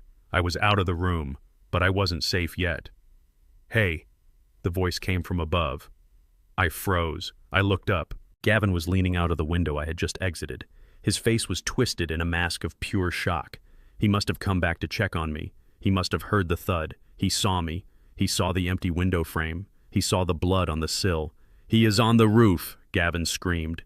He turned back into the room, bellowing like a wounded bull. "Vivian, get the gun. He is on the roof." I heard him scrambling away from the window. He wasn't going to climb down. He was too cowardly for that. He was running for the stairs. He was coming out the back door. I had 30 seconds, maybe less. I looked down at the ground. 10 feet. Concrete driveway. I didn't have a choice. I swung my body over the edge of the gutter. I hung for a split second and dropped. The impact jarred every bone in my body. My knees buckled and I collapsed onto the hard concrete. My vision went white with pain. My groin felt like it was on fire. I rolled onto my side, gasping for air, unable to stand. I looked at my pants. The blood stain was bigger now. It was soaking through to the concrete. I heard the back door crash open. There he is. Gavin ran out onto the patio. He had the gun in one hand and a flashlight in the other. The beam swung wildly across the yard, searching for me. I forced myself up. I couldn't run. I could only hobble, a pathetic, shuffling run that felt like moving through molasses. I needed cover. I couldn't make it to the main gate. It was too far and the electric code would take too long to punch in. Then I saw it. The landscaping truck. It was a massive white box truck parked near the service entrance. Green and clean landscaping. They came every Wednesday morning at 5 a.m. to do the grounds. It must be early morning. I had lost track of time. The driver was nowhere to be seen, probably around the side of the house checking the irrigation system. The back of the truck was a metal ramp leading up into a bed filled with grass, clippings, leaves, and mulch. It was my only chance. I limped toward the truck. The flashlight beam swept over the grass behind me, getting closer. "Stop or I will shoot!" Gavin screamed. I didn't look back. I hit the metal ramp. My bare feet slipped on the morning dew. I scrambled up on my hands and knees, dragging my bleeding body into the dark cavern of the truck bed. The smell of cut grass and fertilizer hit me. It was the smell of earth, the smell of a grave. I crawled to the back behind a pile of trash bags filled with leaves. I burrowed myself into the mound of grass clippings. I pulled the debris over my head, covering my face, covering my white pajamas, covering the blood. I lay there buried alive, holding my breath. I heard Gavin's footsteps running on the gravel. Crunch, crunch, crunch. "Where did he go?" I heard him yell. He stopped right at the bottom of the ramp. I could feel his presence. I could see the glow of his flashlight filtering through the layers of grass, covering my eyes. He couldn't have gone far. Vivian's voice joined him. She sounded breathless, terrified. "Look at the blood, Gavin. There is a trail." The trail ended at the driveway. I had managed to keep the blood contained once I hit the grass. "Check the bushes," Gavin ordered. Then I heard another sound. A heavy diesel engine rumbling to life. The truck shook. The driver was getting in. "Hey, you!" Gavin shouted. "Wait!" My heart hammered so hard I thought it would shake the truck. If the driver stopped, if Gavin looked in the back, it was over. The driver's door slammed shut. The engine revved. "I need to check your truck," Gavin yelled, banging on the side of the metal box. "I can't stop, buddy," the driver yelled back, his voice muffled by the cab. "I am late for the landfill. Boss is on my ass." "Open the back," Gavin screamed. "Go to hell, man. Get off my truck." The air brakes hissed. The truck lurched forward. I felt the momentum push me deeper into the pile of grass. We were moving. I heard Gavin screaming behind us. A string of curses that faded into the distance. I didn't move. I didn't breathe. I lay there in the dark, surrounded by the smell of decay and dirt, and I started to laugh. It was a silent laugh, a painful, wheezing laugh that shook my ribs. I was bleeding. I was half naked. I was buried in trash, but I was free. The truck picked up speed, hitting the bumps of the service road. Every bump sent a fresh wave of agony through my lower body, but I welcomed it. It was the feeling of distance. Every mile was a victory. I reached into my pocket. The Nokia was still there. Miraculously, it hadn't fallen out during the fall. I pulled it out. The screen was cracked, but it was still glowing. I watched the signal bars flicker as we moved away from the estate. I was leaving behind 40 years of my life. My house, my clothes, my art collection. But I had the only things that mattered. My life and my rage. I waited until the truck had been driving for 20 minutes. We were on the highway now. The smooth hum of the tires on asphalt told me we were heading toward the city, toward the industrial district where the landfills and the scrapyards were. My territory. I pushed the grass clippings off my face. I looked at the blood on my legs. It had slowed down. The pressure of the climb and the adrenaline had clamped the vessels somewhat, but I needed a doctor. A real doctor. Not a paid shill like Evans. I dialed Luther. "I am out," I whispered when he answered. Ike Luther's voice was tight. I was just loading the shotgun. "Where are you?" "I am in the back of a landscaping truck heading south on I-90, green and clean logo. I see it on the tracker," Luther said. "I traced your phone. I am 10 minutes behind you." "Meet me at the scrapyard," I said. "The one on Western Avenue." "The scrapyard. You going to ground?" "No," I said, looking at my bloody hands in the dim light of the truck interior. "I am going to get patched up. And then I am going to finish this." I hung up. I lay back in the grass. The smell was comforting now. It reminded me of the earth I used to dig. Gavin and Vivian were back at the house right now. They were probably panicking. They were scrubbing the blood off the driveway. They were trying to come up with a story. They didn't know that the story was no longer theirs to write. I closed my eyes and let the darkness take me. I wasn't Isaiah Jeffries the philanthropist anymore. I was Ike, the survivor, and I was coming back from the dead to collect my debt. The office smelled of stale cigar smoke and gun oil. It was a smell I had known for 40 years, a smell that usually meant safety, but tonight it just made me want to retch. I was sitting on a metal folding chair in the back room of Luther's salvage yard office. My pajama pants were around my ankles and Luther was kneeling in front of me with a needle and thread. "Hold still." "Ike," he grunted. "This is going to sting more than the fall." He didn't use anesthetic. He poured half a bottle of cheap bourbon over my groin and then he started stitching. I bit down on a leather belt he had handed me. I didn't scream. I let the pain wash over me. I let it sharpen my mind. Every pierce of the needle was a reminder of what they had done to me. Every tug of the thread was a promise of what I was going to do to them. Luther was fast. He had been a field medic in the Delta before he was a recon specialist. His hands were rough and scarred, but they were steady. He tied off the last stitch and wiped the blood away with a clean rag. There he said, standing up and cracking his back, "It isn't pretty, but it will hold. You can walk on it. You can fight on it. Just don't go entering any dance competitions." I pulled my pants up, wincing as the fabric brushed against the fresh wound. I took the bottle of bourbon from the table and took a long, burning pull. It hit my empty stomach like liquid fire. "Thanks, Luther," I rasped. "Don't thank me yet," Luther said. His voice was grim. He walked over to his desk, which was buried under stacks of paper and computer monitors. He didn't look at me. He looked at a file folder sitting in the center of the desk. The way he looked at it made the hair on the back of my neck stand up. "What did you find?" I asked, walking over to him. My limp was better now. The pain was manageable. Luther picked up the file. He tapped it against his palm. "I hacked Evan's private server," he said. "It wasn't hard. The man spends $50,000 on a country club membership but uses his birthday as his password. I got everything Ike, the emails, the bank transfers, and the surgical logs. The real ones." I stared at the folder. "Show me." Luther hesitated. He looked at me with an expression I had never seen on his face before. It was pity. "Ike," he said softly, "you need to sit down for this." "I am standing," I said, my voice hardening. "Tell me." Luther opened the file. He pulled out a medical diagram. It looked like a map of veins and arteries. "You didn't have a vasectomy yesterday," Ike Luther said, pointing to a red circle on the diagram. I frowned. "But the incision, the pain." "They cut you open, yes," Luther explained. "But they didn't snip the vas deferens. Evans inserted a device. It is called an embolic coil. It is usually used to treat aneurysms. But he placed it in your femoral artery. My femoral artery. The main highway of blood to my legs." "Why?" I whispered. "Because of where he placed it," Luther said, tracing the line with his finger. "It is designed to create a slow-forming clot, a deep vein thrombosis. It gathers platelets slowly. In 3 or 4 days, maybe 5, that clot breaks loose. It travels up, into your lungs, or your brain." "A pulmonary embolism," I said. The realization hit me like a sledgehammer. "Exactly," Luther said. "Sudden death, massive stroke or heart failure.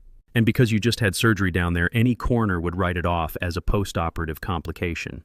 It happens in 1% of cases. It is the perfect murder, Ike. It is a time bomb they planted inside your own body." I touched the bandage on my groin. I wasn't just wounded. I was rigged to blow. "So the poison at home," I started.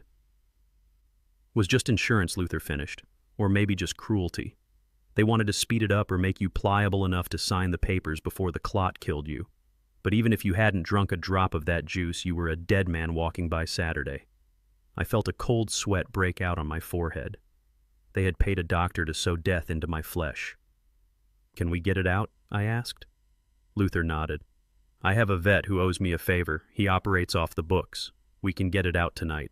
But Ike, that is not the worst part." I looked at him.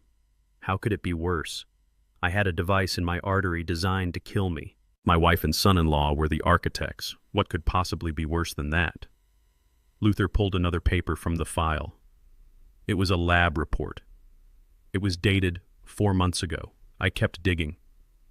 Luther said, his voice low and dangerous. I wanted to know why.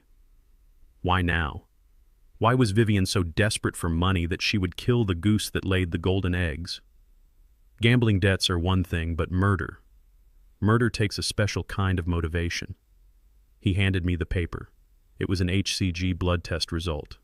Positive. Vivian is pregnant. I read the words, but my brain refused to process them. She is 16 weeks along, Luther said. 4 months. I stared at the paper. Pregnant. Vivian was 42. We hadn't been intimate in over a year. My libido had dropped and she had moved into the guest room claiming I snored. It is not mine, I said simply. I know, Luther said. That is why I kept digging. I ran a cross-reference on the prenatal genetic screening she did last week. She used a fake name, but she used your insurance. He pulled out the final piece of paper. It was a DNA compatibility test. I looked at the names. Mother Vivian Jeffries, Father Gavin Miller. The room spun. I had to grab the edge of the desk to keep from falling. Gavin, my son-in-law, my daughter's husband. They weren't just conspirators, they were lovers. I felt a wave of nausea so violent I had to swallow back bile. The image of them together, the image of Gavin, the man I had welcomed into my home, touching my wife. The image of them laughing at me behind my back, laughing at Kendra. It is a boy, Luther said softly. They are having a son. I closed my eyes. A son. It all fell into place. The horrific, twisted logic of it all. They didn't just want the money, they wanted the dynasty. If I died, Vivian would inherit the bulk of the estate. If Kendra died or was cut out, Vivian and Gavin would have everything. And they would have a child, a male heir to carry on the bloodline. A bloodline that was a perverse mix of my wife and my daughter's husband. They were replacing me. They were replacing Kendra. They were building a new family on the ashes of the old one. That is why she wanted the vasectomy. I whispered, my voice sounding hollow and dead. Luther nodded. She needed a reason to get you on the table to plant the coil, but she also needed to make sure there were no more heirs from you. And it was a humiliation ritual, Ike. Let's be honest. She wanted to neuter you while she carried another man's child. I sank onto the chair. I felt old. Older than I had ever felt in my life. I felt the weight of every year, every struggle, every sacrifice. I had built a fortune to protect my family, and that fortune had turned them into monsters. Poor Kendra, I said. Luther snorted. Don't waste your pity, Ike. She is weak, but she is not innocent. She chose him. She doesn't know about the baby, I said. She can't know. If she knew, she might kill them herself, Luther said. Or she might just break. I sat there in the silence of the salvage yard. Outside I could hear the hum of the city I built. I looked at the papers in my hand, the medical logs, the pregnancy test, the DNA match. This wasn't a murder plot anymore. This was a Greek tragedy.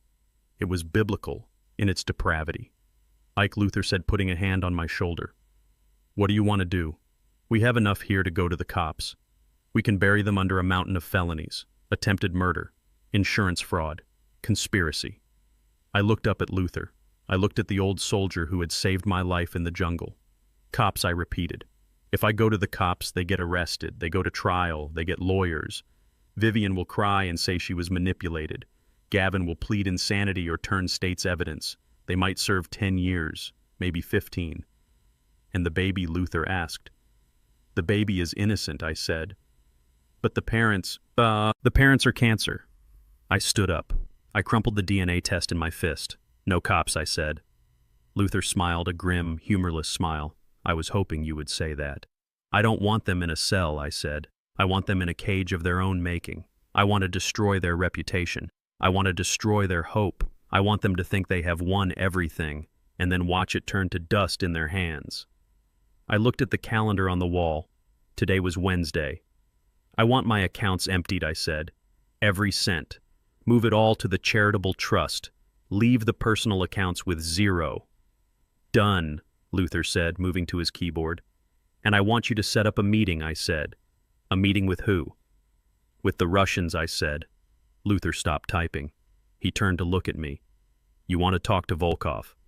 I want to buy Gavin's debt, I said. Luther stared at me for a long moment. Then he started to laugh. A low, appreciative chuckle. You are going to become his loan shark. I am going to become his nightmare, I corrected him. I want to own the debt. I want to hold the note. So when Friday comes, it isn't the Russians knocking on the door. It is me. And Vivian, Luther asked. I looked at the ultrasound picture. The blurry image of the child that was the symbol of my ultimate betrayal. Vivian wants a legacy, I said. She wants to be the matriarch. I am going to give her a stage. I picked up the phone. Set up a party, I said. A surprise party. For my recovery. Invite everyone. The board members. The socialites. The press. And invite Gavin's creditors. When Luther asked, Tomorrow night, I said. But you are supposed to be dead by then. Exactly, I said. I am going to walk into that room, and I am going to show them a ghost. I walked to the window and looked out at the dark yard filled with twisted metal and broken machines. They tried to stop my heart, I whispered, touching my chest. But they forgot one thing. What is that? Luther asked. I don't have a heart anymore, I said. They cut it out tonight. Now I just have a fuel pump. And I am running on pure hate. Get the vet, Luther. Cut this coil out of me. We have work to do. The veterinary surgeon had left an hour ago, taking with him the little metal coil that had been sitting in my femoral artery like a ticking time bomb. My leg was bandaged tight and the anesthesia was wearing off, leaving behind a sharp, stinging clarity. I sat in Luther's office chair watching the sun begin to rise over the scrapyard. The twisted metal shapes outside looked like the ruins of a fallen civilization, which felt appropriate because my own civilization, my home, my family had just collapsed into dust. Luther placed a mug of black coffee in front of me. The steam rose up, curling into the stale air. He didn't ask if I was okay. He knew I wasn't. He knew that the physical wound was the least of my problems. I had a hole in my chest where my heart used to be, and it was filled with the cold ash of betrayal. We have enough to bury them, Ike Luther said, leaning against his desk. The medical records, the financial trails, the DNA test. One call to the district attorney and they are done. Gavin goes down for attempted murder. Vivian goes down as an accomplice. We can have them in cuffs by lunchtime. I took a sip of the coffee. It was bitter and hot, just the way I liked it. I shook my head slowly. No cops. I said, my voice rough with fatigue. Not yet. Luther frowned. Ike, don't be stubborn. This isn't a job site dispute. This is life and death. They tried to kill you. They are expecting a baby that is an abomination of your family tree. Let the law handle it. The law is too slow, I said, staring into the black liquid in my mug.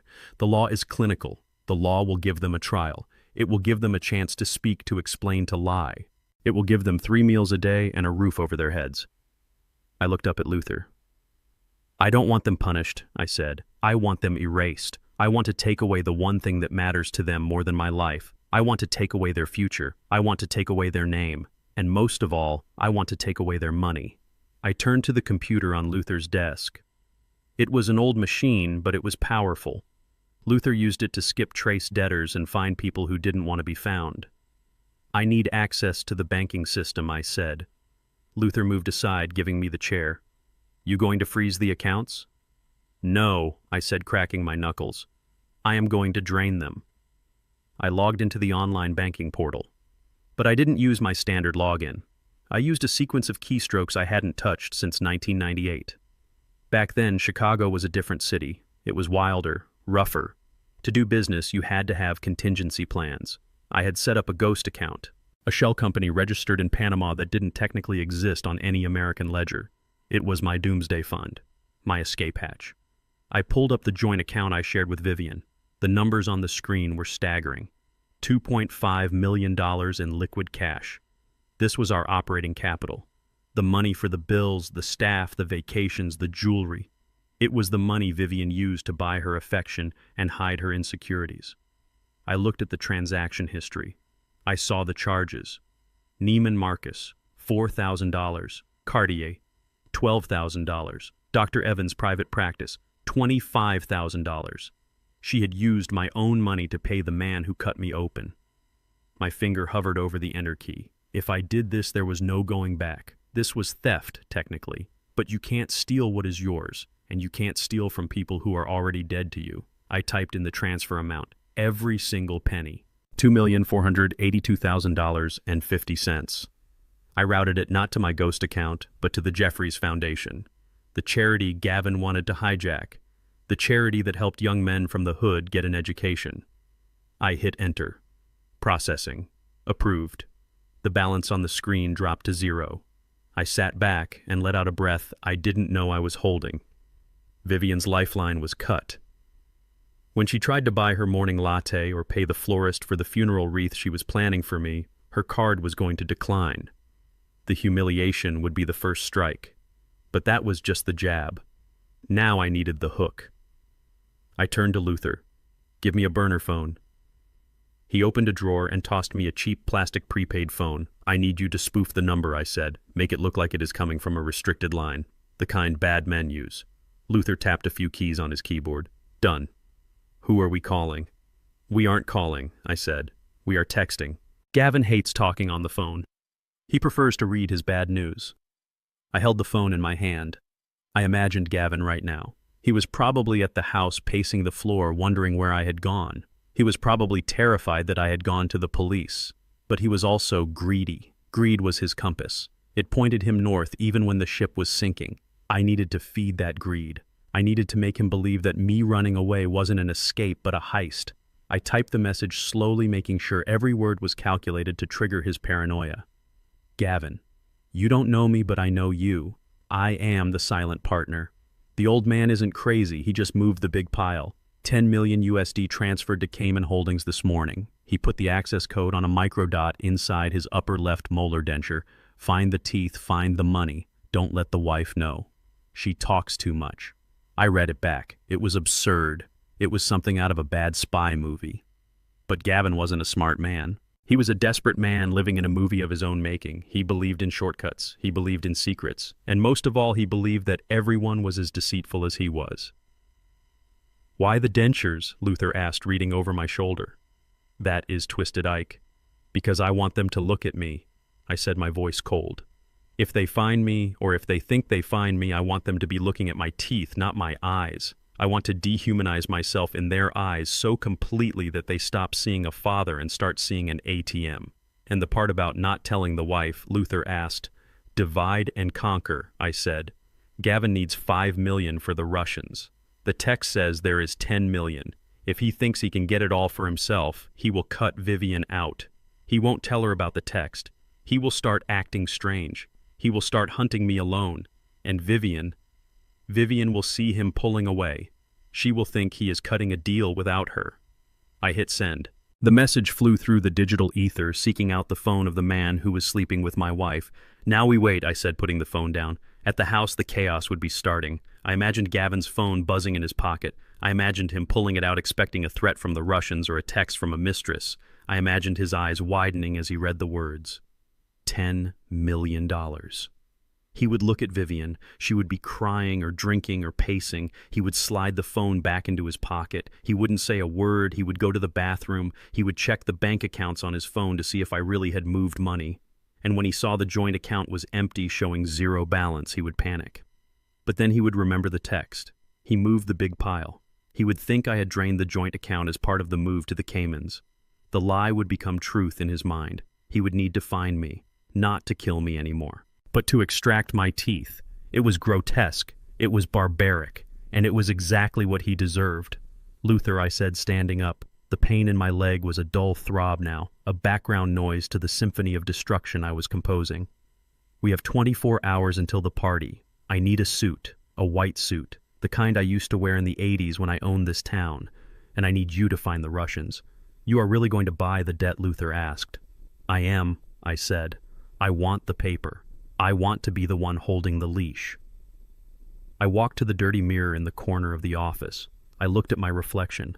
My eyes were bloodshot. My face was unshaven. My gray hair was messy. I looked like a homeless man. But beneath the grime, I saw the shark. Vivian wanted a new life. Gavin wanted a fortune. I was going to give them both exactly what they wanted. I was going to give Vivian a funeral, not mine, but the funeral of her social standing, her reputation, and her freedom. And I was going to give Gavin his fortune, a fortune of debt that would crush him into the pavement. "Get the car, Luther," I said, turning away from the mirror. "We have a surprise party to plan, and I need to make sure I look my best when I rise from the grave." I sat in the back room of the salvage yard watching the monitors that Luther had set up. We had tapped into the smart home security system of my estate. The same system Gavin had bragged about upgrading last month was now the window through which I watched his world collapse. It was pathetic, and it was terrifying. On the grainy black and white screen, I saw the living room of the house I had built. It looked like a war zone. Furniture was overturned. The expensive vases Vivian collected were shattered on the floor. And in the center of the chaos was Gavin. He was pacing back and forth like a caged tiger, his shirt untucked, his hair wild. He was holding his phone in one hand and my stolen gun in the other. He had received my text message, the message about the $10 million in the Cayman Islands, the message about the microdot in my dentures. And just as I had predicted, it had broken his brain. Vivian was sitting on the sofa, sobbing into her hands. She looked small and broken. The arrogance she had displayed in the hospital room was gone, replaced by the raw terror of a woman who realizes she has tethered herself to a madman. "Where is he?" Gavin screamed, kicking the coffee table. It flipped over, crashing into the wall. "Don't lie to me, Vivian. I know you moved him. I know you helped him get out." "I didn't," Vivian wailed, looking up at him with tear-streaked makeup. "I swear, Gavin. I don't know where he is. I thought he was in the room. I thought the drugs had worked."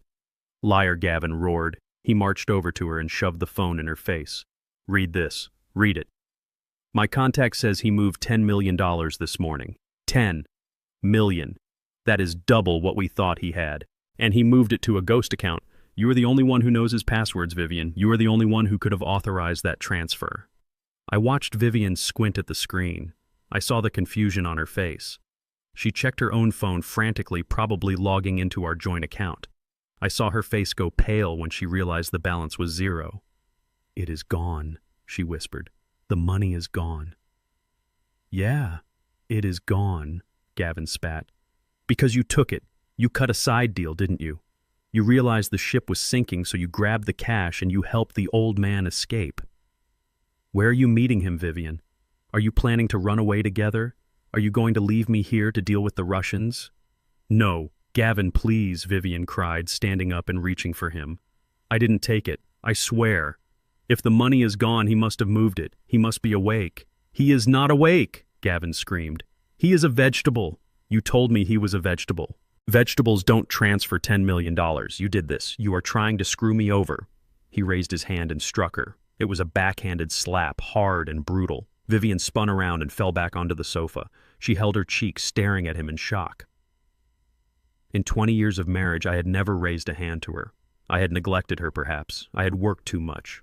But I had never hurt her. Now the man she had chosen over me was beating her in her own living room. I felt a surge of cold fury watching the screen, but I didn't look away. I needed to see this. I needed to remember this. Suddenly, Kendra ran into the room. She must have heard the screaming. She was still wearing her silk robe, clutching it tight around her body. She saw her mother on the couch, holding her face. She saw her husband standing over her with a gun. Mom Kendra gasped. She looked at Gavin, and for the first time, I saw real fear in her eyes. Not the selfish fear from before, but the primal fear of a prey animal facing a predator. "What did you do?" Kendra screamed at Gavin. "Shut up," Gavin growled, turning the gun toward her. "Go back to your room, Kendra. This doesn't concern you. You hit her." Kendra yelled, her voice hysterical. "You hit my mother. You are crazy. I am calling the police." She reached into her pocket and pulled out her cell phone. "No," Gavin shouted. He lunged at her. He wasn't fast enough to stop her from dialing, but he was fast enough to grab her wrist. He twisted it violently. Kendra screamed, dropping the phone. Gavin stomped on it. He crushed it under his heel, grinding the glass into the carpet. "No police," he hissed, grabbing Kendra by the hair and dragging her over to the sofa next to Vivian. "We are a family, remember. We stick together. If you call the cops, we all go to jail. Your mother for poisoning him, me for the fraud, and you for being the dutiful little daughter who knew everything and did nothing." Kendra sobbed, huddled against her mother. Vivian wrapped her arms around her daughter, rocking her back and forth. Two women trapped in a nightmare of their own making, held hostage by a man who was rapidly losing his grip on reality. "We need to find him," Gavin muttered, pacing again. "We need to find him and get those teeth. The money is in the teeth." He was obsessed. The lie had taken root deep in his desperate mind. Suddenly, the large flat-screen television on the wall flickered to life. I had Luther override the signal. We broadcasted directly to the smart TV in the living room. Gavin froze. He stared at the screen. Vivian and Kendra looked up, their eyes wide. The screen was black for a moment. Then a logo appeared. The logo of the Jeffries Foundation. And then the camera cut to a live feed. It was me. I was sitting in a high-backed leather chair in a studio Luther had set up. I was wearing a pristine white suit. My hair was combed back. I was shaved. I looked like the Isaiah Jeffries of 20 years ago. The Titan. The King. I looked straight into the camera lens, knowing that I was looking straight into their souls. "Good evening," I said, my voice booming through the surround sound speakers of the living room. Gavin took a step back. He lowered the gun. His mouth fell open. He is alive," he whispered. I didn't speak to them directly. I spoke to the audience of the live stream. I had broadcast this on Facebook, on YouTube, and sent the link to every board member, every news outlet, and every business partner in Chicago. "My name is Isaiah Jeffries." I continued, my voice steady and commanding. "Rumors of my demise have been greatly exaggerated. I recently underwent a medical procedure, but thanks to the miracles of modern science and a will of iron, I am fully recovered." I leaned forward, steepling my fingers. "However, a man of my age starts to think about legacy. He starts to think about who will carry the torch when he is gone. There has been much speculation about the future of the Jeffries Foundation and my personal estate." I paused, letting the weight of the words settle. Gavin was staring at the screen, mesmerized. He looked like a starving dog watching a steak. "Tomorrow is my 73rd birthday," I said. I had planned a quiet celebration. But given the circumstances, I have decided to make it a public event. Tomorrow night at 7 o'clock, I will be hosting a gala at the Grand Ballroom of the Palmer House Hotel. I smiled. It was a cold smile, a smile that promised consequences. At this event, I will make a special announcement. I will be naming my sole beneficiary.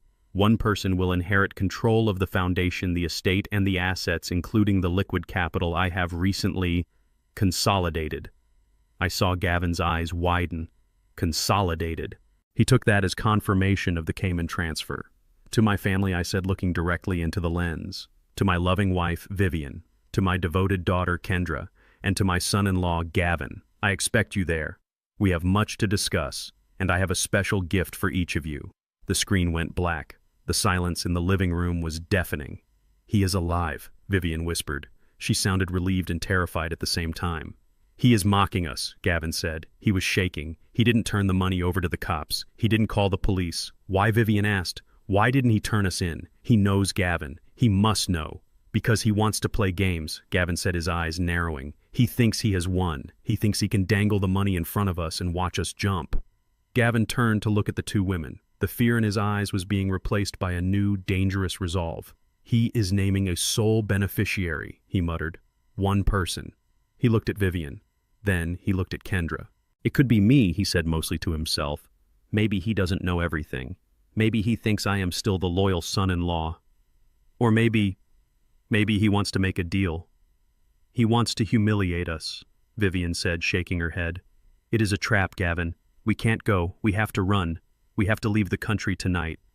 And go where Gavin snapped. "We have no money, Vivian. You saw the account. It is zero. We have no cards, no cash. And if we run, we look guilty. If we run, the police will find us in 24 hours. So, what do we do?"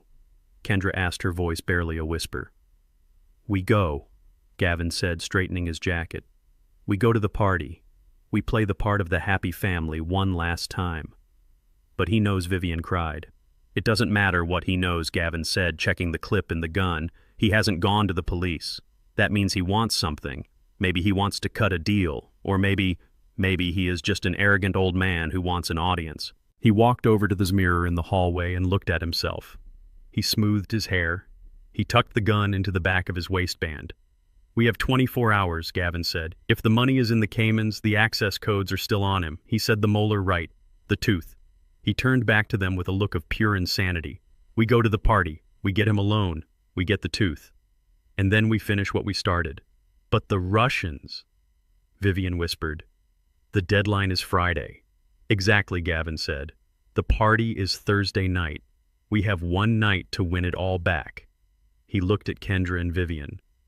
"Get dressed," he ordered. "Put on your best clothes. Put on your jewelry. We are going to a birthday party, and we are going to smile until our faces crack." I turned off the monitor in the safe house. I sat back in the chair. They took the bait. I knew they would. Desperation creates a tunnel vision that blinds you to the cliff edge. They thought they still had a chance. They thought they were walking into a negotiation.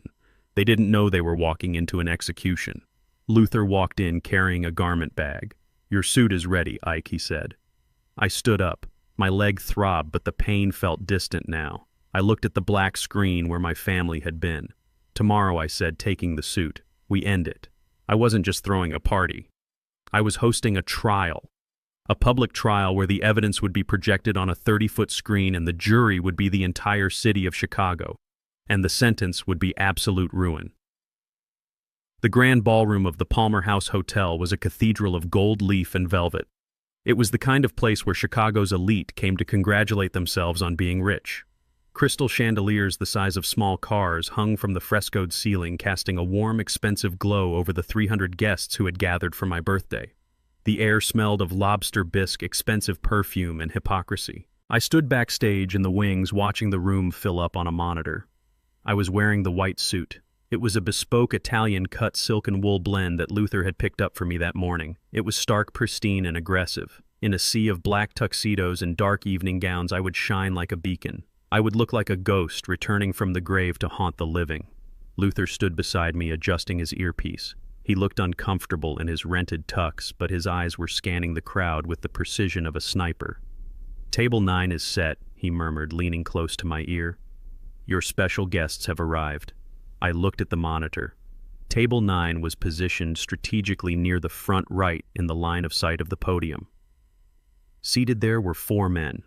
They didn't look like the other guests. They wore suits that were cut a little too wide across the shoulders. They didn't smile. They didn't mingle. They sat with a stillness that was unnatural.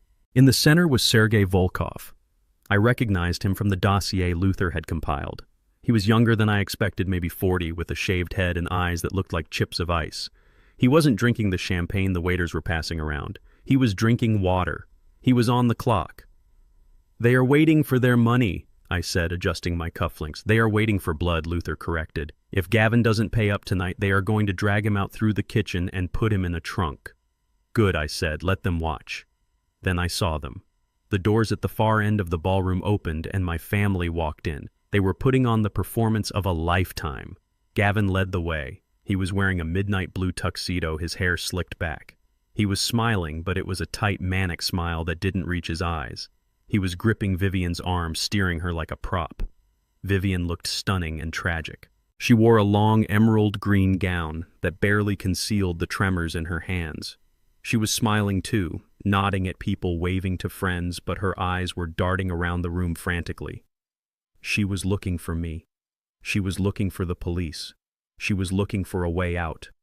And trailing behind them was Kendra. My poor, broken Kendra. She wore a pale pink dress that washed her out, making her look like a phantom. She kept her head down, avoiding eye contact. She looked like she was walking to the gallows. The crowd parted for them. People whispered. People pointed. Everyone knew the rumors. Everyone knew I had been sick. Everyone was wondering why the old lion had suddenly roared back to life. I watched Gavin stop a waiter and grab a glass of scotch. He downed it in one gulp. He needed the liquid courage. He scanned the room, his eyes hungry. He wasn't looking for friends. He was looking for me. He was looking for my teeth. He believed the lie. He believed the $10 million was real and that he was just one dental extraction away from freedom. "It is showtime," Luther said. I took a deep breath. I pushed down the physical pain in my leg. I pushed down the heartache. I pulled up the mask of the patriarch. I walked out onto the stage. The lights hit me. Blind white heat. For a second, the room was noisy. Then someone saw me. Then someone else. A ripple of silence spread through the ballroom, moving from the front tables to the back until the only sound was the hum of the air conditioning. I stood there in the center of the spotlight, leaning casually on an ivory-handled cane. I didn't look frail. I didn't look like a man recovering from surgery. I looked like I owned the building. "Ladies and gentlemen," I said into the microphone, my voice deep and steady. "Thank you for coming." Thunderous applause broke out. It was a wave of sound that washed over me. I saw the board members clapping enthusiastically. I saw the social climbers craning their necks. And I saw my family. They were standing near the front, frozen. Gavin's jaw had dropped. He was staring at me as if he was seeing a resurrection. Vivian had a hand over her mouth. Kendra was crying silently. I waited for the applause to die down. I looked directly at Gavin. I smiled. It wasn't a warm smile. It was the smile a wolf gives to a lost lamb. I stepped down from the stage and walked toward them. The crowd parted, creating a path. I walked slowly, my cane tapping a rhythmic beat on the parquet floor. Tap, tap, tap. I reached them. Daddy, Kendra whispered. I ignored her. I turned to Gavin. I extended my hand. "Gavin," I said loud enough for the nearby tables to hear. "You look terrible, son. Have you not been sleeping?" Gavin stared at my hand. He hesitated. Then he shook it. His palm was sweating profusely. His grip was weak. "We were worried about you, Ike," he stammered. "You thought I was resting," I finished for him. And I was, but a man can only rest for so long before he has to get back to business. "Right." I squeezed his hand. I squeezed it hard. I felt his knuckles grind together. He winced, but he didn't pull away. He couldn't. Not in front of the cameras. I leaned in close to his ear. "Did you get my text?" I whispered. Gavin's eyes widened. He nodded slightly. "Good," I whispered back. "Then you know what is at stake tonight." I pulled away and turned to Vivian. She looked like she was about to faint. "Vivian, my love," I said. "You look beautiful. Green is definitely your color. It reminds me of money." She flinched as if I had slapped her. "Ike, please," she hissed under her breath. "What are you doing?" "I am celebrating," I said, raising my voice again. "I am celebrating family." I put my arm around her waist. It felt rigid. I turned her toward the room. "Everyone," I boomed. "I want you to meet the people who have stood by my side. My rock. My support system. Without their special care, I wouldn't be standing here today." The crowd applauded again. Vivian forced a smile that looked like a grimace of pain. I saw Gavin's eyes drift. He wasn't looking at me anymore. He was looking past me. He was looking at table 9. He had seen them. I saw the color drain from his face. He locked eyes with Sergey. Sergey didn't blink. He just raised his glass of water in a silent toast. Gavin began to tremble. I could feel the vibration of it in the air. He realized that the sharks were in the pool. He looked back at me. His eyes were pleading. He thought I didn't know who those men were. He thought I had just invited some business associates. He wanted to tell me. He wanted to scream for help, but he couldn't because he remembered the text. $10 million. If he caused a scene, if he got arrested, he would lose the money. He had to play the game. He had to survive the night. I patted him on the shoulder. "Relax, Gavin," I said softly. "Everything is going to be taken care of tonight. I promise." He nodded, swallowing hard. He thought I meant I was going to pay them off. He thought I was his savior.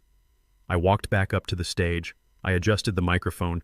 "Please take your seats, everyone," I said. "Dinner will be served shortly. But first we have some business to attend to." The room went quiet again. The waiters stopped moving. I looked out at the sea of faces. I looked at the table where my wife and children sat. They looked like prisoners awaiting a verdict. I have spent 40 years building this company I began. I have built skyscrapers. I have built bridges. I have built a reputation for being a hard man, but a fair man. I paused. But a man cannot build forever. There comes a time when the tools must be laid down. There comes a time when the torch must be passed. I saw Gavin lean forward in his chair. He was licking his lips. This was it. This was the moment he had killed for. "I have made a decision," I announced. A decision about the future of my estate and the Jeffries Foundation. I reached into the inside pocket of my white suit. I pulled out a thick envelope. It was sealed with red wax. Gavin's eyes were glued to that envelope. He thought it was the deed. He thought it was the transfer of power. Tonight, I continued, I will name my sole beneficiary, the person who will inherit everything, the person who has proven themselves worthy of the Jeffries name. I looked directly at Gavin. I held his gaze. This person has shown initiative. They have shown that they are willing to do whatever it takes to secure their future. They have shown ambition. Gavin sat back in his chair. A smile broke across his face. It was a smile of pure relief and triumph. He thought I was talking about him. He thought that his ruthlessness, his willingness to forge and poison and steal was exactly what I respected. He thought I was rewarding him for being a killer, just like he imagined I was. He looked at Sergei at table 9 and gave a tiny, arrogant nod, as if to say, wait a minute, boys, I have got the money. I watched him gloat. I watched him preen. I let the moment hang in the air. I let him taste the victory. I let him feel the weight of the crown on his head, because the higher he climbed, the further he would fall. And when he hit the ground, I wanted to hear every bone in his body break. I tapped the envelope against the podium. But before I opened this, I said, I want to share a little story, a story about loyalty, and a story about a very special medical procedure. Gavin's smile faltered. Vivian froze. I motioned to the back of the room. Luther hit the lights. The ballroom plunged into darkness. A massive screen descended behind me, and the nightmare began. The ballroom plunged into darkness, but it wasn't the comforting darkness of sleep. It was the heavy, suffocating darkness of a theater before a horror movie begins. The only light came from the massive screen that descended from the ceiling behind me. It hummed with electricity, a low static buzz that seemed to vibrate in the silence. I stepped back into the shadows of the stage. I didn't want to block the view. I wanted to be a spectator now. I had written the script, I had built the set, and now it was time for the actors to deliver their final performance. The screen flickered to life. It wasn't a professional video. It was raw, grainy surveillance footage from the hidden cameras inside my estate. The date stamp in the corner read Tuesday, 2:15 a.m. The image showed my library. The mahogany shelves were dark, but the desk lamp cast a pool of yellow light. Two figures were arguing. Their voices were crystal clear, amplified by the ballroom's state-of-the-art sound system. I need $5 million by Friday. Gavin's voice boomed through the room. It was shrill, desperate. Or, they will kill me, Vivian. The Russians don't play games. A collective gasp rippled through the audience. 300 heads turned to look at Gavin, who was standing near the front of the stage. He looked like he had been turned to stone. His face was illuminated by the ghostly blue light of the screen displaying his own confession. The video cut to a new scene, the kitchen. Wednesday morning. Vivian was standing at the island. She was wearing her silk robe, the one she had worn when she betrayed me. In her hand was a small packet of pink powder. I watched as the woman on the screen poured the powder into a glass of orange juice. I watched her stir it. I watched the methodical, cold way she prepared the weapon that was meant to end my life. He didn't drink enough last night, Vivian's recorded voice said. We have to increase the dose. If he doesn't have a stroke by tomorrow, we are finished. On the screen, Gavin walked into the frame. He grabbed the glass. Just make sure he drinks it, he said. Force it down his throat if you have to. We need that signature. The room was absolutely silent now. No one was eating. No one was breathing. The waiters stood frozen with trays of champagne. The socialites in their diamonds stared in horror. This wasn't gossip. This wasn't a rumor. This was attempted murder played out in high definition. I looked at Vivian. She was shaking her head violently, her hands covering her ears as if she could block out the truth. She looked around seeking an exit, but she was hemmed in by the crowd. She was trapped in the center of the nightmare she had created. But I wasn't done. The physical threat was only the first layer. I had to expose the rot at the core. The screen went black for a second. Then a document appeared. It was a medical record. A pregnancy test. At first there was confusion. People squinted at the screen, trying to understand why I was showing them a lab report. Then the camera zoomed in. Patient name, Vivian Jeffries. Status pregnant. 16 weeks. A murmur ran through the crowd. People were doing the math. I was 72 years old. I had been recovering from surgery. The idea of me fathering a child was unlikely but possible. Then came the second document. The one Luther had retrieved from the private server of the paternity clinic. It was a DNA compatibility analysis, the science of truth, the undeniable biological fact that strips away all lies. The names appeared in bold black letters against the white background. Mother Vivian Jeffries, alleged father Gavin Miller, probability of paternity 99.9%. The reaction was instantaneous. It wasn't a gasp. It was a shockwave, a sound of pure revulsion that started in the front row and exploded backward. People stood up, chairs scraped against the floor. It was the sound of a society realizing they were standing in the presence of something taboo, something deeply unclean. I looked at Kendra. She was staring at the screen. Her eyes were wide, unblinking. Her mouth was slightly open. She looked like a doll that had been broken. She read the names. She read them again. Gavin, Vivian, her husband, her mother, the two people she had tried to protect, the two people she had betrayed her father for. They weren't just thieves. They were lovers. They were building a new family on the corpse of her marriage. She didn't scream. She didn't cry. Her brain simply couldn't process the magnitude of the trauma. Her system shut down. I watched her sway. Her knees buckled. She collapsed sideways, hitting the floor with a dull thud. Kendra Vivian shrieked. It was a piercing sound that cut through the noise of the crowd. Vivian fell to her knees beside her daughter. She tried to touch her, but the people around her recoiled. The guests at the nearby tables stepped back, pulling their skirts and jackets away as if Vivian was contagious, as if her touch would transmit the stain of her sin. "Don't touch her," someone yelled. It was Mrs. Higgins, the head of the charity board. She looked at Vivian with absolute disgust. "You monster." I walked back into the spotlight. The video faded, but the image of the DNA test remained burned onto the screen, a backdrop for my judgment.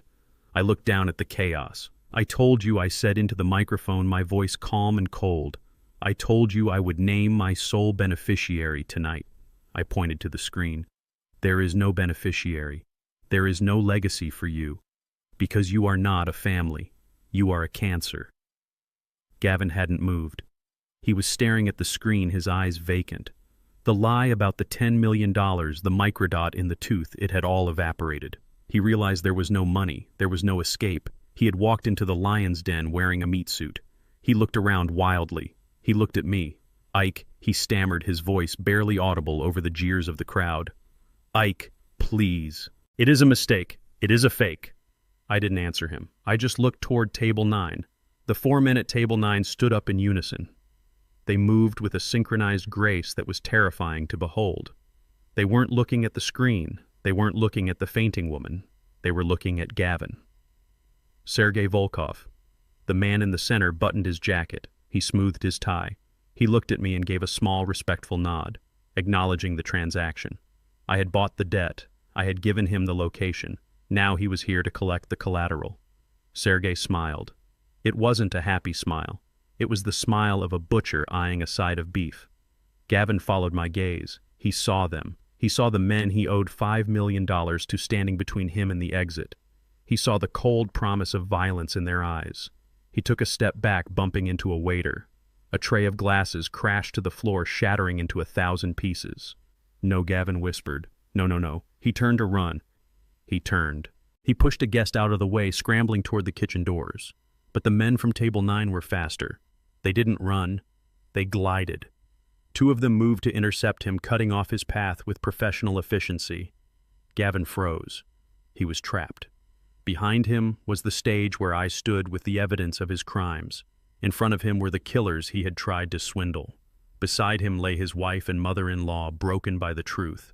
He looked at me one last time. His eyes were wet with tears. "Help me, Ike," he mouthed. "Please." I looked at him. I looked at the man who had poisoned me, the man who had beaten my wife, the man who had impregnated my wife while married to my daughter. I raised the microphone to my lips. "I believe this party is over," I said. "Security guard the exits until the police arrive for the women. As for Mr. Miller," I paused, looking at Sergei. "I believe he has a prior engagement."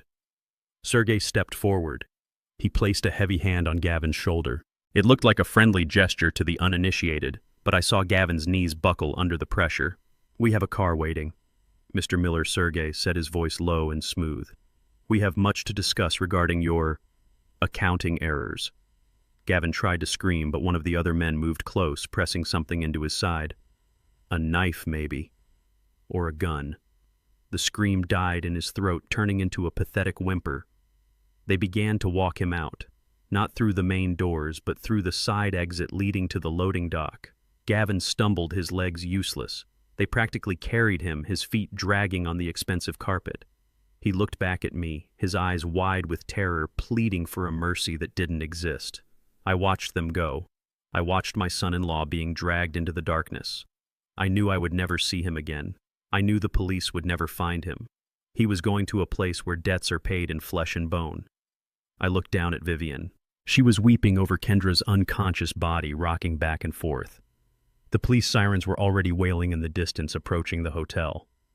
I stood alone on the stage. The white suit was spotless. The cane was steady. I had torn it all down. The house, the family, the legacy. It was a demolition job, and it was perfect. I turned my back on them and walked into the wings. The show was over. The audience could go home. But I had one more stop to make. I had a flight to catch. And a new life to begin. The sirens were not a warning anymore. They were a verdict. The blue and red lights flashed against the high windows of the ballroom, cutting through the crystal chandeliers and painting the faces of the horrified guests in the colors of the law. The doors swung open with a violence that made the floor shake. It wasn't just a patrol unit, it was a swarm. Uniformed officers, detectives in cheap suits, and paramedics pushing a gurney. They flowed into the room like water filling a sinking ship. I stood on the stage, my hands resting on the ivory handle of my cane, watching the inevitable collide with the unthinkable. They didn't go for me. They went straight to the center of the room where my wife was kneeling beside her unconscious daughter. Vivian Jeffries, a voice boomed. It was Detective Vance, a man I had known for 20 years, a man who had investigated job site thefts for me back in the day. He didn't look friendly tonight. He looked tired of cleaning up the messes of rich people. Vivian looked up. Her mascara was running down her face in black rivers, making her look like a weeping gargoyle. Vivian Jeffries, you are under arrest for conspiracy to commit murder insurance fraud and the attempted poisoning of Isaiah Jeffries. Vivian screamed. It was a raw, animalistic sound of denial. No, she shrieked, scrambling backward on her knees, her silk dress tearing under the heel of her shoe. You can't arrest me. I am the victim here. My husband, he is the one doing this. He is crazy. He has dementia. Look at him. She pointed a trembling finger at me. Vance didn't even look at me. He signaled to his officers. Get her up. 2 officers grabbed Vivian by the arms, hauling her to her feet. She kicked and thrashed, her dignity completely gone. And then the side doors opened again, and the second act of my tragedy walked in. It was Dr. Evans. He wasn't wearing his white coat. He was wearing handcuffs. He was flanked by 2 burly officers who looked like they had dragged him out of bed. He looked small. He looked pathetic. The arrogance of the surgeon god was gone, replaced by the terror of a man who knows he has lost his medical license and his freedom in a single stroke. Vivian saw him and she froze. The sight of her co-conspirator in chains broke something inside her. Evans, she whispered. He gave them everything. Vivian Evans spat out, his voice cracking. He gave them the emails, the bank transfers, the coil logs. They have it all. Vivian turned to me. Her eyes were wild, darting back and forth between the police and the husband she had tried to kill. Ike, she pleaded. Ike, tell them. Tell them it was a mistake. I walked down the steps of the stage. The crowd parted for me again, but this time they didn't applaud. They stared in silent awe. I walked until I was standing right in front of her. A mistake, I repeated, my voice low and calm. Which part was a mistake, Vivian? The poison in my orange juice? The forged signature on the mortgage? Or the child you are carrying? Vivian's face crumpled. She realized she had no cards left to play, no leverage, no lies, except one.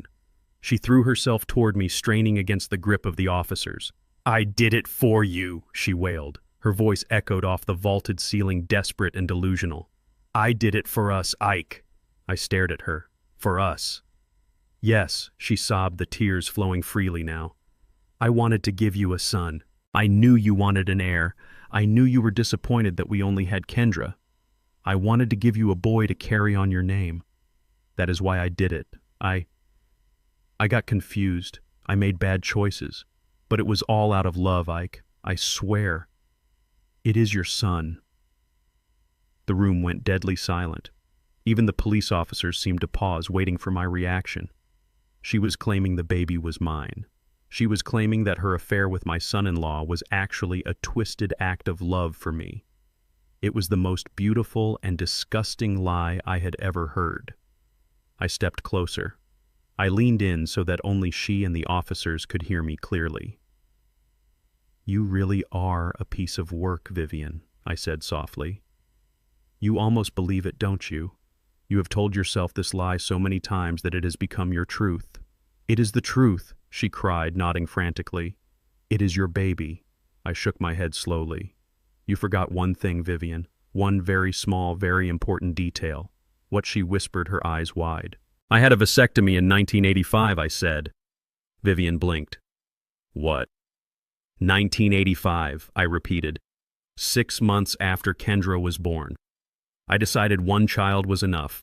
I decided I didn't want to bring any more children into a world where I had to fight so hard just to survive.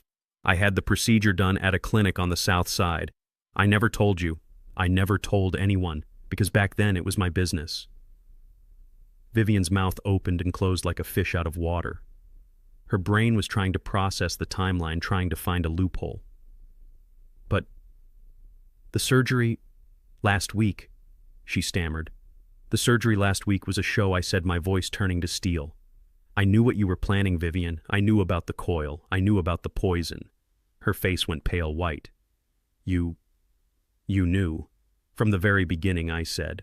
I looked over at Luther, who was standing by the stage, arms crossed, looking like the angel of death.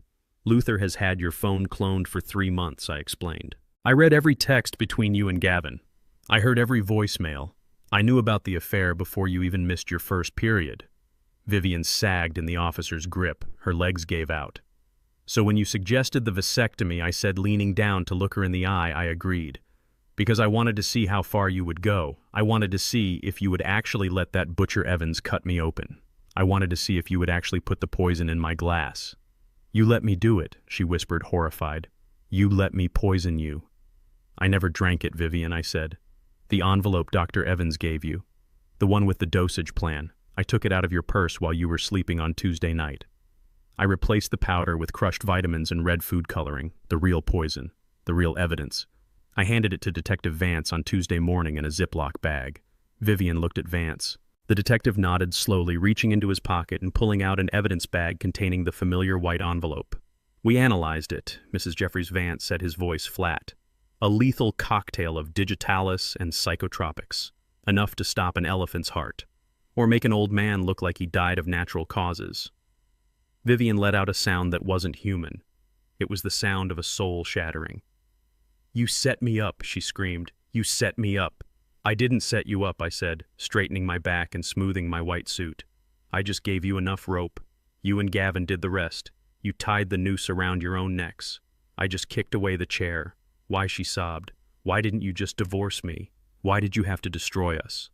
"Because you broke the contract," I said, coldness radiating from me like a winter storm. "You didn't just cheat Vivian. You brought a viper into my house. You slept with my daughter's husband. You tried to pass off his bastard as my heir.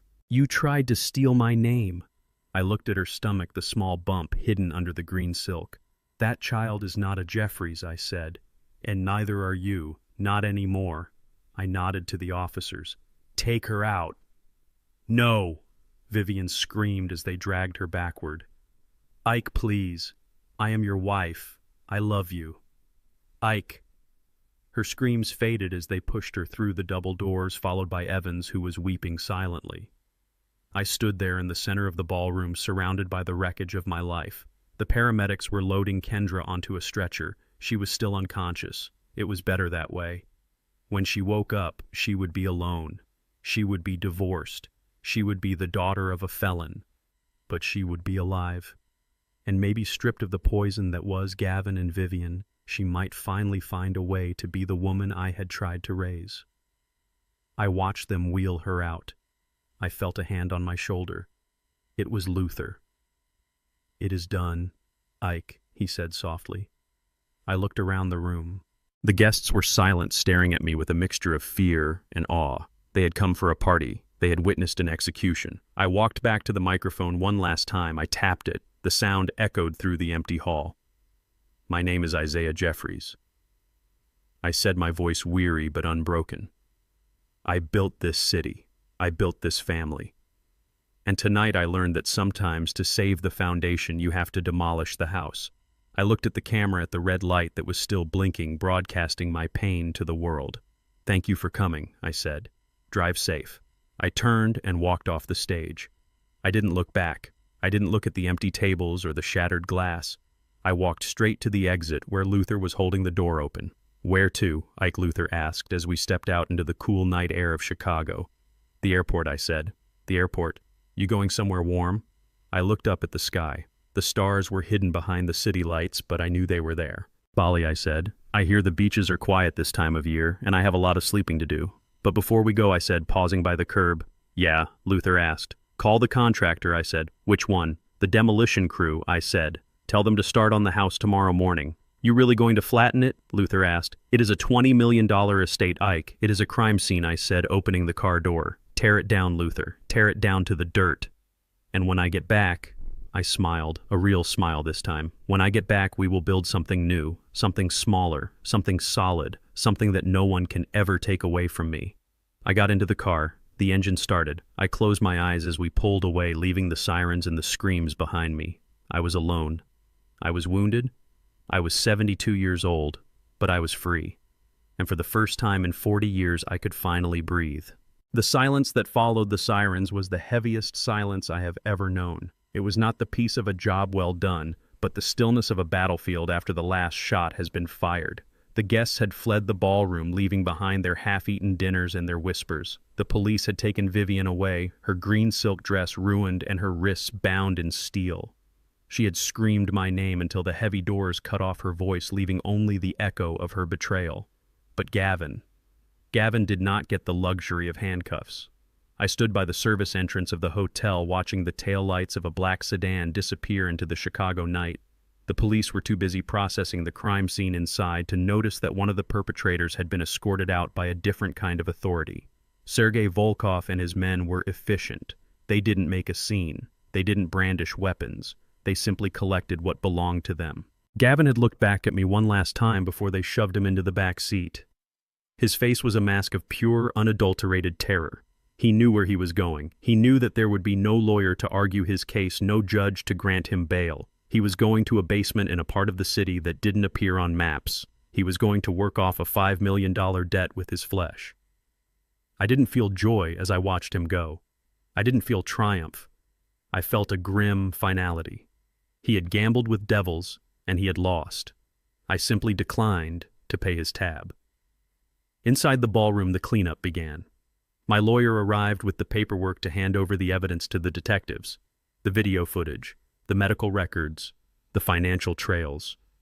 It was a mountain of proof that would bury Vivian under the weight of the penal code. She would be charged with conspiracy to commit capital murder, insurance fraud, and grand larceny.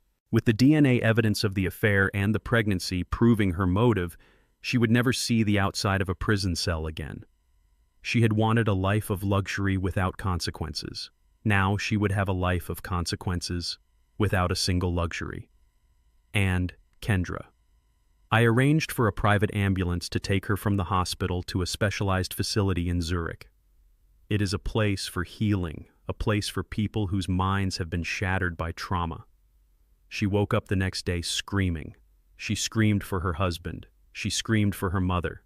She screamed for the father she had betrayed. I did not go to see her. I could not. If I looked at her now, I would only see the cracks in the foundation. I would only see the weakness that had almost killed me. I paid for her treatment in full. I set up a trust that would ensure she never went hungry, but she would never have access to the bulk of my fortune again. She was safe, but she was no longer mine. I had cut the rod out, but the scar would remain forever. By dawn, the city was waking up. The sun rose over Lake Michigan, painting the skyline in gold and pink. It was the same skyline I had helped build. I looked at the towers of steel and glass that bore my fingerprints, and I realized I didn't recognize them anymore. This city was a graveyard of memories. Every street corner reminded me of a deal I made to buy a stroller. Every restaurant reminded me of an anniversary dinner with a woman who wanted me dead. I couldn't stay. I met Luther at the private airfield at 6 in the morning. He was standing by the steps of the Gulfstream jet holding 2 glasses and a bottle of vintage Bordeaux. "You ready to go, Ike?" he asked. I looked back at the town car that had brought us here. I looked back at the hazy outline of the city in the distance. "I am ready," I said. We climbed aboard. The cabin was quiet and cool, smelling of leather and fresh flowers. I sank into the seat and let out a breath I felt like I had been holding for 40 years. My legs still throbbed a dull ache where the surgeon had removed the coil, but it was a healing pain. It was the pain of recovery, not the pain of dying. The engines hummed to life, a rising roar that drowned out the thoughts in my head. We taxied down the runway, picking up speed. I felt the familiar push of gravity as we lifted off, leaving the earth behind. Luther poured the wine. The dark red liquid swirled in the glass, rich and heavy. "To survival," Luther said, raising his glass. I looked at the wine. It reminded me of the blood on the windowsill. It reminded me of the poison in the orange juice. "No," I said, clinking my glass against his.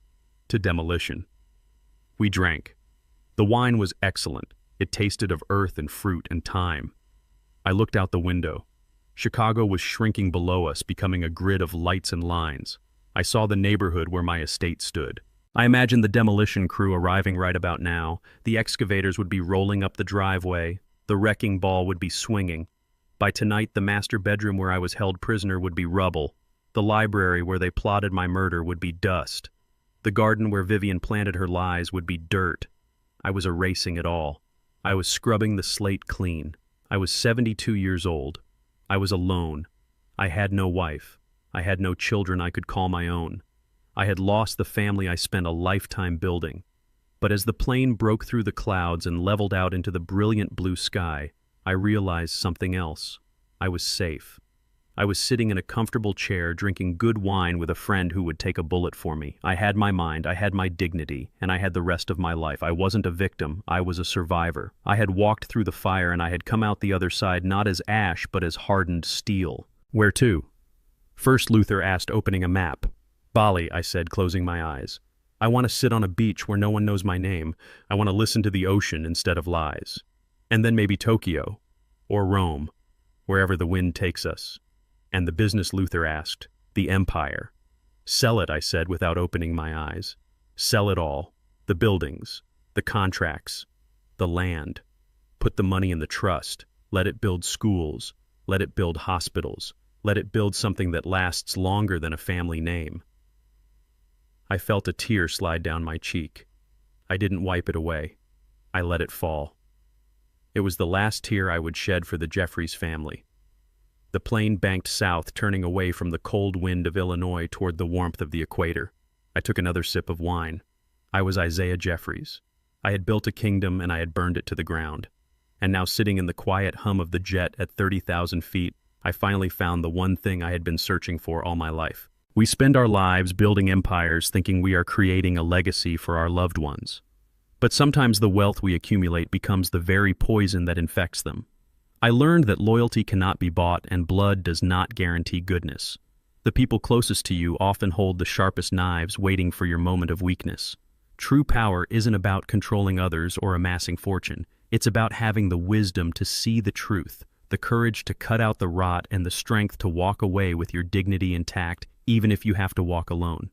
If you enjoyed this story and you believe that betrayal should never go unpunished, hit that like button and subscribe to the channel. Let me know in the comments below, would you have forgiven your daughter or would you have walked away? Just like I did, I read every single comment. Until next time, stay sharp, stay safe, and never let them see you bleed.